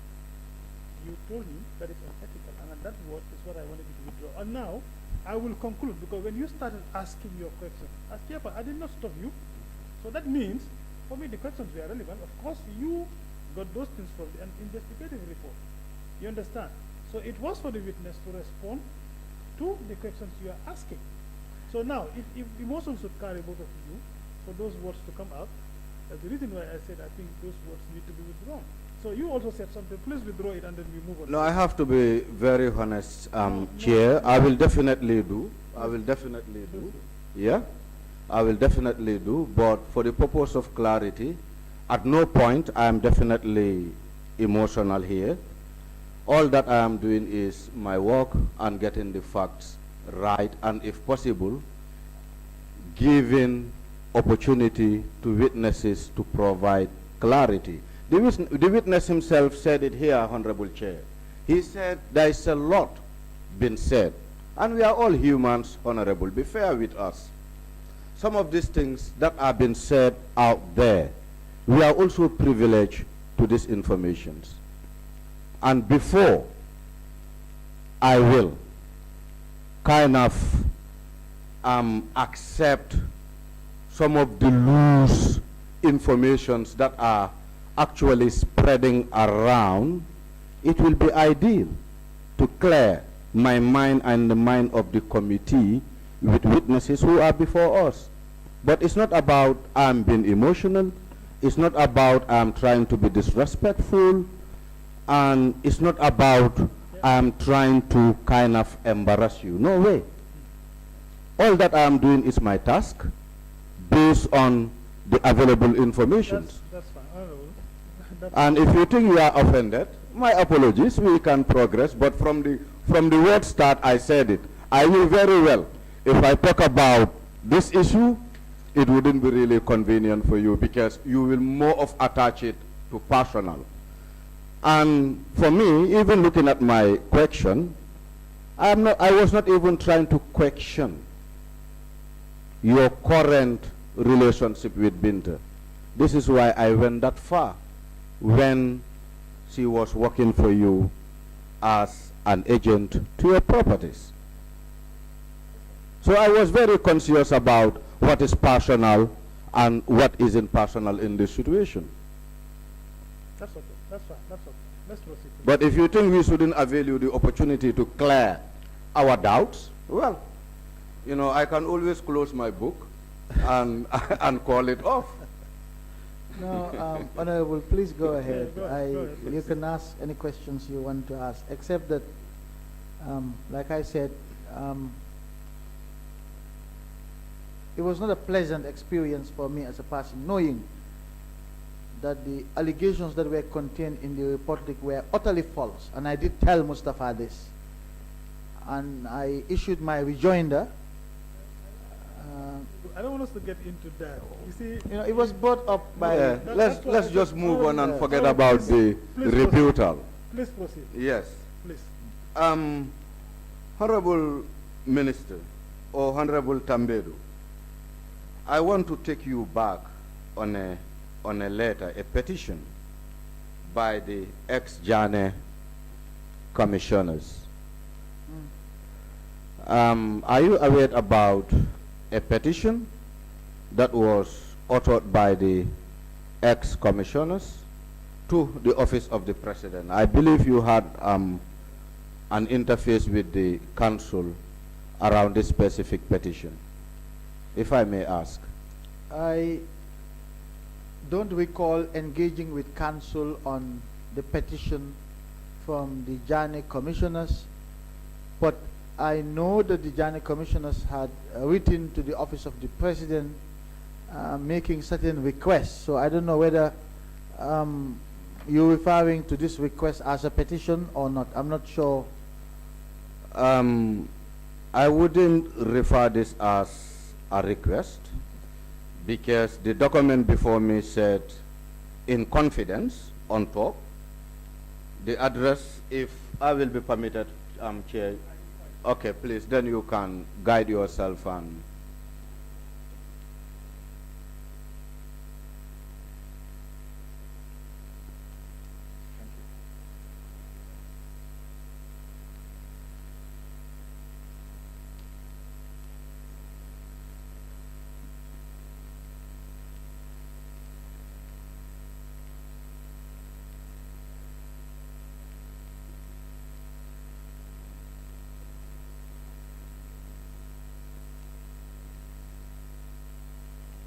Yes, go ahead, Honorable. were you privileged to this document? Yes, I am. And looking at the content of the petition, for example, after the, what will I say, on the first page, after the fourth paragraph, I think from 1, 2, 3, 4, where some of these issues addressed as a concern by the ex-commissioners? Well, the petition was addressed to His Excellency the President, and I know that I did all that I could for them to receive their final payments, which was ultimately done. They received their final payment? Yes. Which is my key interest here, because for me, I believe every other individual deserve what you own. And looking at one of the clauses here saying, if I am to read like one, $200,000 each for December. So sorry, it says here, another issue that must be dealt with is the non-payments of our allowances. Two, one, $200,000 each for December 2018 and January 2019. Also another 200,000 for February and March, which we hope the National Assembly will not object to when they realize the magnitude and profitability of the state of our report when implemented. So if you say they were paid for, I think that actually clear my mind. Indeed, as far as I recall, their full accounts were settled. Okay. We can still progress.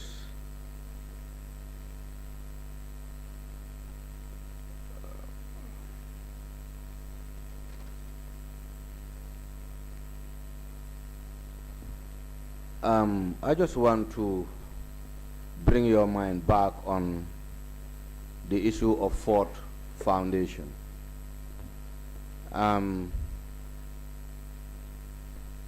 Just correct me in case I am wrong.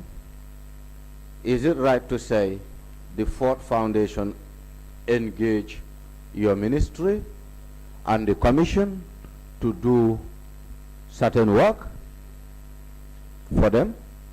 For the Ford Foundation or for the ministry and the commission? For the ministry and the commission. I do not know about the commission, but the Ford Foundation did not do any work for the ministry as far as I recall. Okay, because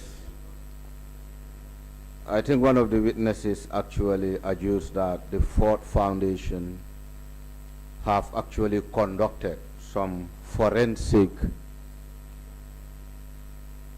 audit?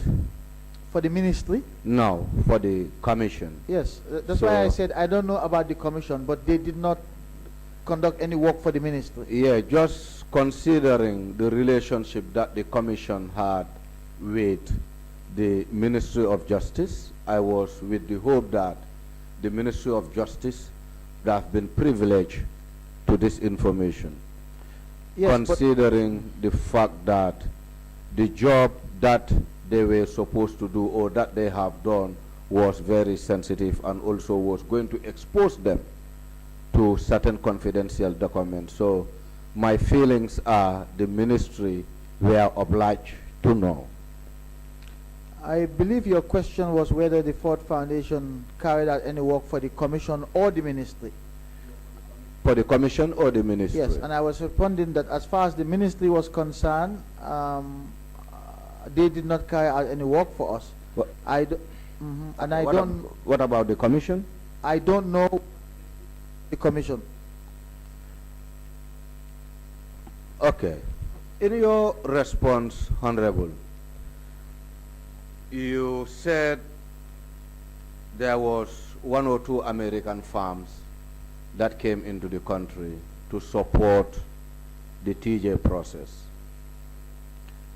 No, I didn't say there were 1 or 2 American farms. There were agents of the American government who Okay. came to the country to help us link the sources of funding with the purchase of the Potomac residence of the former president. The reason why I am bringing this, there is something that I pick up from your statement that that is to say, Americans always have an interest. So that interest I want to understand. I think all nations have interests. Every nation pursues their interests. I was just saying, I made that comment in the context that we sought help from them. They also needed our help. So this was facilitated through the American embassy. Yes, my request for the foreign, U.S. Officials to come was, I believe. Was this done by writing? I do not recall, but it must have, even if I had discussed this with the ambassador at the time, there must have been communications from the embassy to them, etc. But I don't recall whether we did put the request in writing to the U.S. government. Honorable Chair, with your permission, I want to request that the Ministry of Justice to check into their files and serve us with the communication to the American embassy or the correspondence to the American embassy concerning the support of experts to come and support the work of the commission or the ministry. That's fine. Noted. We will pass the order.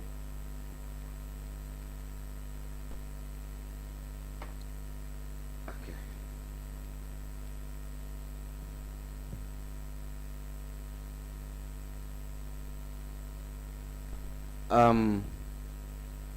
When the commission wrap up, that is the Janneh commission, were you the minister then, if I may ask? Yes, I was.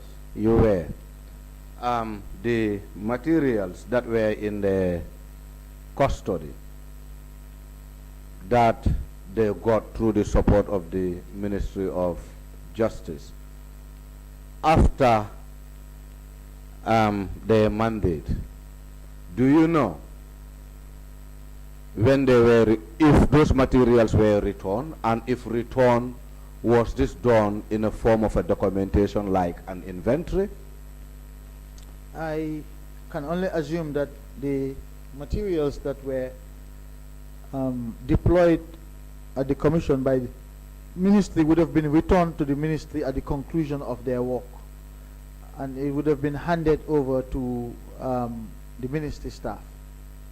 Will it be documented like in a form of an inventory? I do not know how this was done, but this would have been done at the operational level. Okay, Honorable Chair, I just want to request that or apply that for the Ministry of Justice to serve us with the inventory of the materials that were returned by the Janneh Commission to the Ministry of Justice to enable us find out whether the scanner or the scanning machine that was donated by the American consortium firm or whatever, whether it was part of stuffs that were handed over to the Ministry of Justice. Okay, you mean the materials returned to the Minister of Justice by the Janneh Commission? By the Janneh Commission. If we can have an inventory of it. Noted.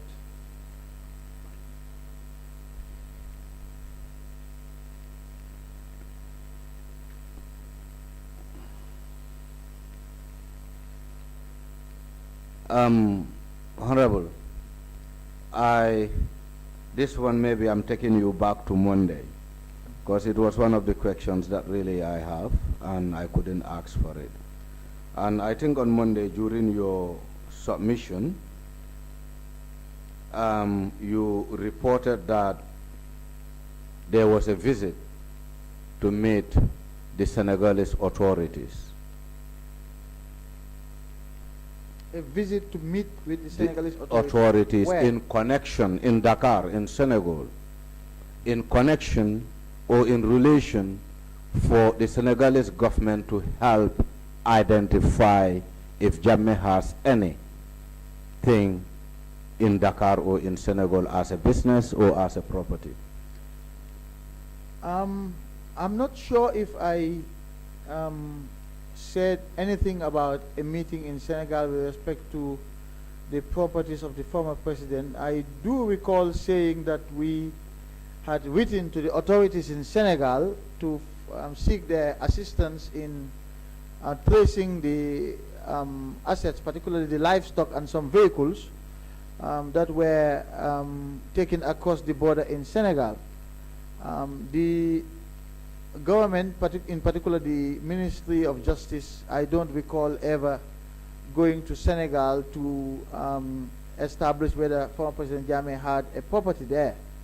The commission might have done that, I'm not sure, but if I recall vaguely, that probably occurred. I'm not sure whether that's the case, but I'm just thinking now back at events, and it might well have been the case that the commission did send a team to Senegal.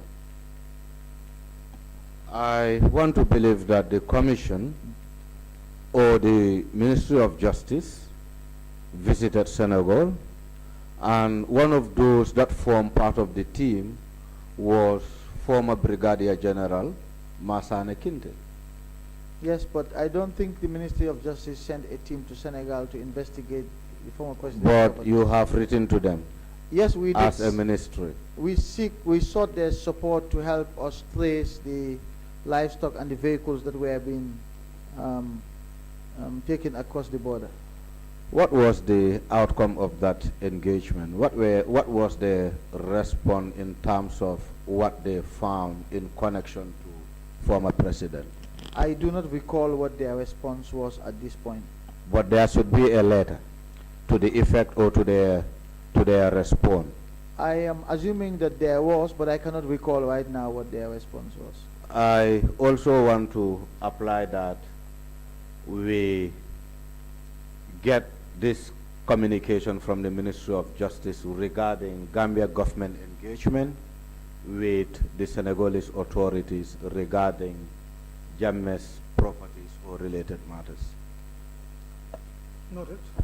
A very final question, Honorable. During the period when you assumed the office of the AG, were you using personal gadgets or official gadgets? In what way? Which kind of gadgets? That is the laptops or the desktop that you were using. Also, even with the email, were you using a personal email or an official email? I was using both. Using both. Both personal and official, yes. And it will be possible to have an access to the official? It's an MOJ official email. I am assuming it must be the same email that the current Attorney General is using, because it was the same email that my predecessor was also using at the time. I want to apply, Chair, that we have access to the MOJ email. The official email of MOJ? Yes, the official email of MOJ, not his personal email, the official email.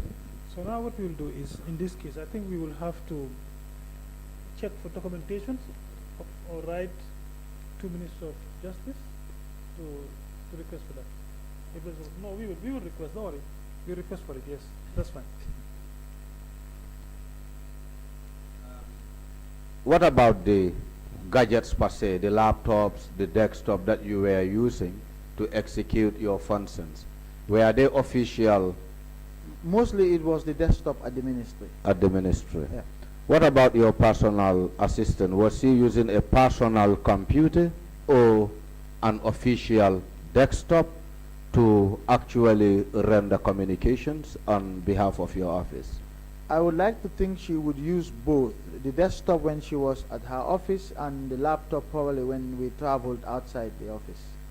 Honorable Chair, I want to apply that the personal assistant of the former AG to surrender both her personal laptop and the official computer that she was using to communicate on behalf of the ministry. Okay, the former personal assistant. You know the name? I think she is still the personal assistant. There too. Yes. Well, you know, I didn't even see the name shared, so I think we need both. Both of them? Yes. 2 personal assistants at the same time? Did you say? Or maybe you can. Yes, Honorable. Are you having 2 personal assistants Yes. at the same time? I had one when she was moved, and another one was assigned to me. But may I ask, what would be the objective of this request? The objective would be, we are on fact finding. Yes. And in order to get to the bottom of what we are finding, we want to believe that the gadgets that were used to communicate on behalf of the government will be important to probe into those gadgets and actually know what kind of communications transpired through those gadgets. You are more than welcome to do that, but in my experience, you only do so when you ask a witness and the witness responds, and you don't believe in that witness, and you want to conduct additional inquiries. If you have questions that you want to put to me, ask me and I will answer you, and be rest assured that you will get the truth from me. Yeah, Honorable, you know the problem I have is the minutes that, or the meetings that you conducted when you were AG in relation to the Janneh Commission. It seems nothing was minuted. Am I wrong or right? Or are you in a position to provide us with the minutes of all your engagements regarding the former Janneh Commission? But you know, I explained to you the other day that evidence come in different forms. There are documentary evidence, there are witnesses. The incidents that I testified to have witnesses. Alhaji Mamadi Kurang is a witness, the Janneh commissioners are witnesses, so instead of looking for minutes, why don't you reach out and establish whether Honorable, what was said was true or not? you still stick by the request that you've made? Yeah, I want to stick by. Do you know why? No, that's okay. I'm just asking. I have a reason. No, it's all right. We will. I wouldn't call a particular witness name, No. but we Yes. have a similar experience and we knew what we have got out of that request. That's For fine. us, it plays a very important role That's okay. for us not put to up the- speculate. We will put up the request, yes. I just wanted to ask whether you want to stick by the request. Yes, we will put up that request, okay? Yeah. That's fine. And I think that would be the end of my questions. And once again, my apologies in case I offended you, Mr. Tamid. No, You know, but if we answer, we shouldn't offend each other. I offer my apologies to you too, of course. No, and- it's and- well and to the accepted, to be committee. honest. Thank you so very much, Mr. Tambadou.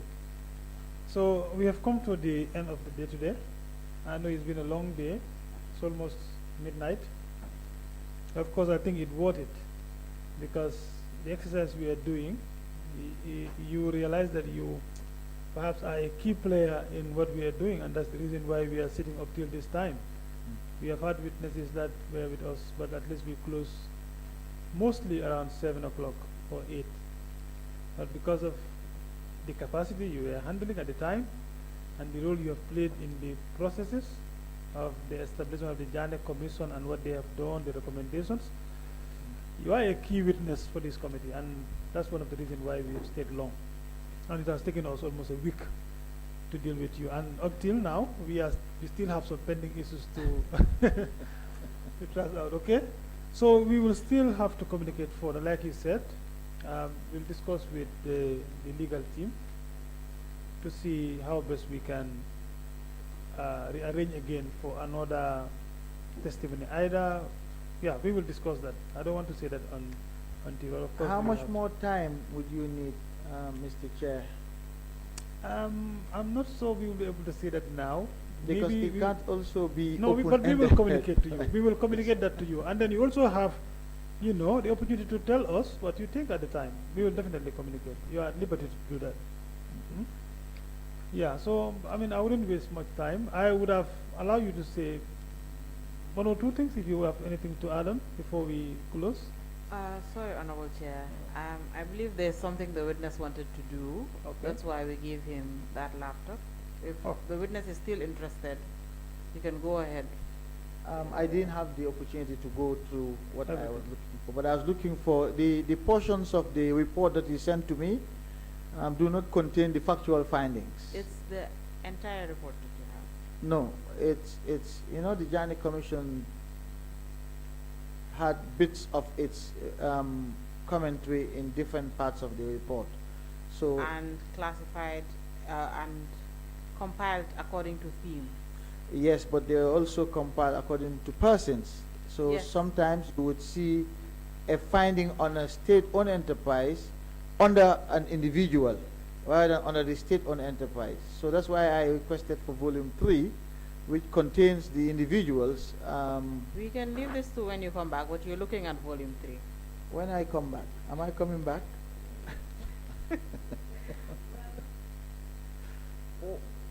That's easier actually for me. But anyway, I mean, you made this Mr. request, and I don't. No, I wanted to just draw your attention to the fact that the portion that you highlighted was not the portion I was looking for, because that portion does not contain the factual findings of Commission regarding AMRC. And I had told you, you can still take a look, and perhaps you can communicate this in writing to the committee after today. You can do Okay. that, and be it a statement or Okay. just guide the committee to it, an email or The something. reference, But with the yeah, reference. with the reference and sign. But I did refer you, or what I read out was the commission's finding and the recommendations as it pertains to AMRC.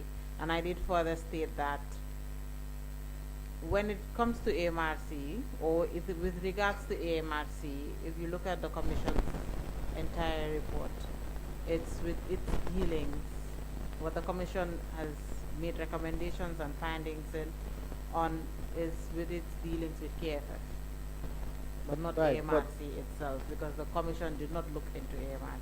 Yes, but that's what I mean. It was on the basis of those findings that the Commission made its recommendations. Which I read out, You read out the recommendations, but not the findings.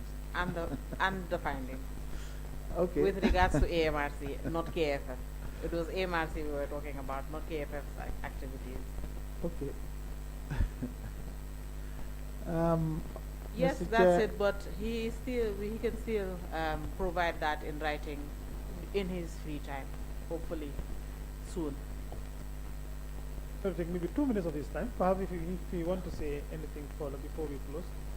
Otherwise, Well, since the committee is not yet done with me, I don't know whether this would be the appropriate That's fine. moment to Yes, that's Honorable make Chair. my final That's fine. comments, but except to say that the reason why I had insisted when I was exchanging with counsel to read the provisions of the Anti-Money Laundering Act was exactly because of the allegations that were contained in the Republic's report that Honorable Janneh referred to. And that report clearly stated that I unlawfully terminated the services of Augustus Prom. And I know that Honorable Janneh has had recent interactions with Mustafa. But I'm sure Mustafa will also tell you that I've had previous interactions with him as well. And that he got his facts wrong this time. He got them all wrong.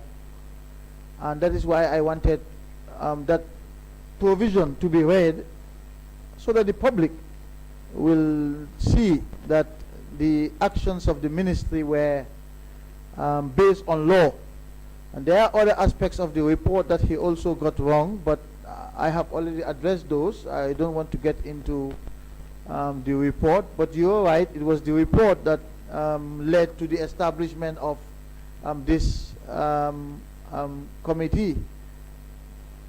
But again, I know Mustafa, and I said in the past, I'm sure looking back, he would have been disappointed at his own standards this time. Because, again, when he mentioned the issue of the applications during the vacation, the decision which you won, he again was misinformed about that process. I think Justice Jaite did issue a rejoinder to state that he didn't use the words that Mustafa did in the article. But I don't want to talk too much about that article here. I think I have said enough about it. I am happy to be here, to be given the opportunity to clarify issues for the public. But I wasn't really amused, Honorable, when I was accused of unethical behavior. I have had a career in the law for the last 26 years. And no one inside the country or outside has ever complained about me on anything. And so for you to make a comment like that based on your own belief is unfortunate. But my record remains unblemished both inside and outside the country. And that's not an easy feat for a lawyer, that you work for 26 years without a single complaint by anyone ever, both in and outside the country. And so sometimes I wonder whether it was worth the sacrifice to come back home and serve as Attorney General. Because when people don't appreciate or recognize the effort and the challenges and the sacrifices, it makes you wonder whether it was worth it at all. And sometimes, I have to be honest, I'm human. Sometimes Mr.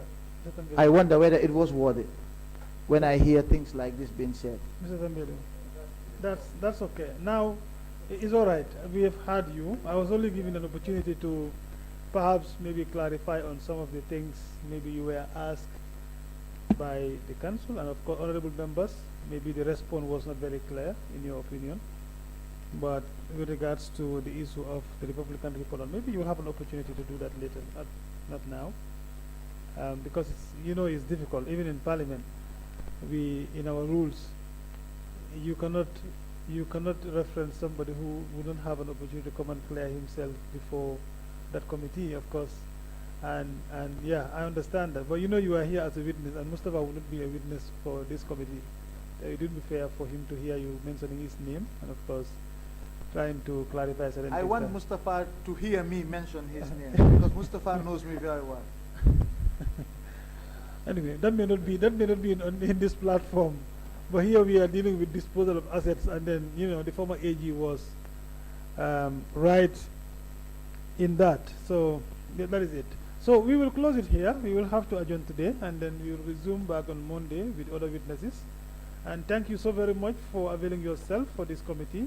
We know it has been a tough time, not for you, but of course, I know since we started this thing, you have been in communication with our team, and it has taken you long to plan all these things, and finally you are here.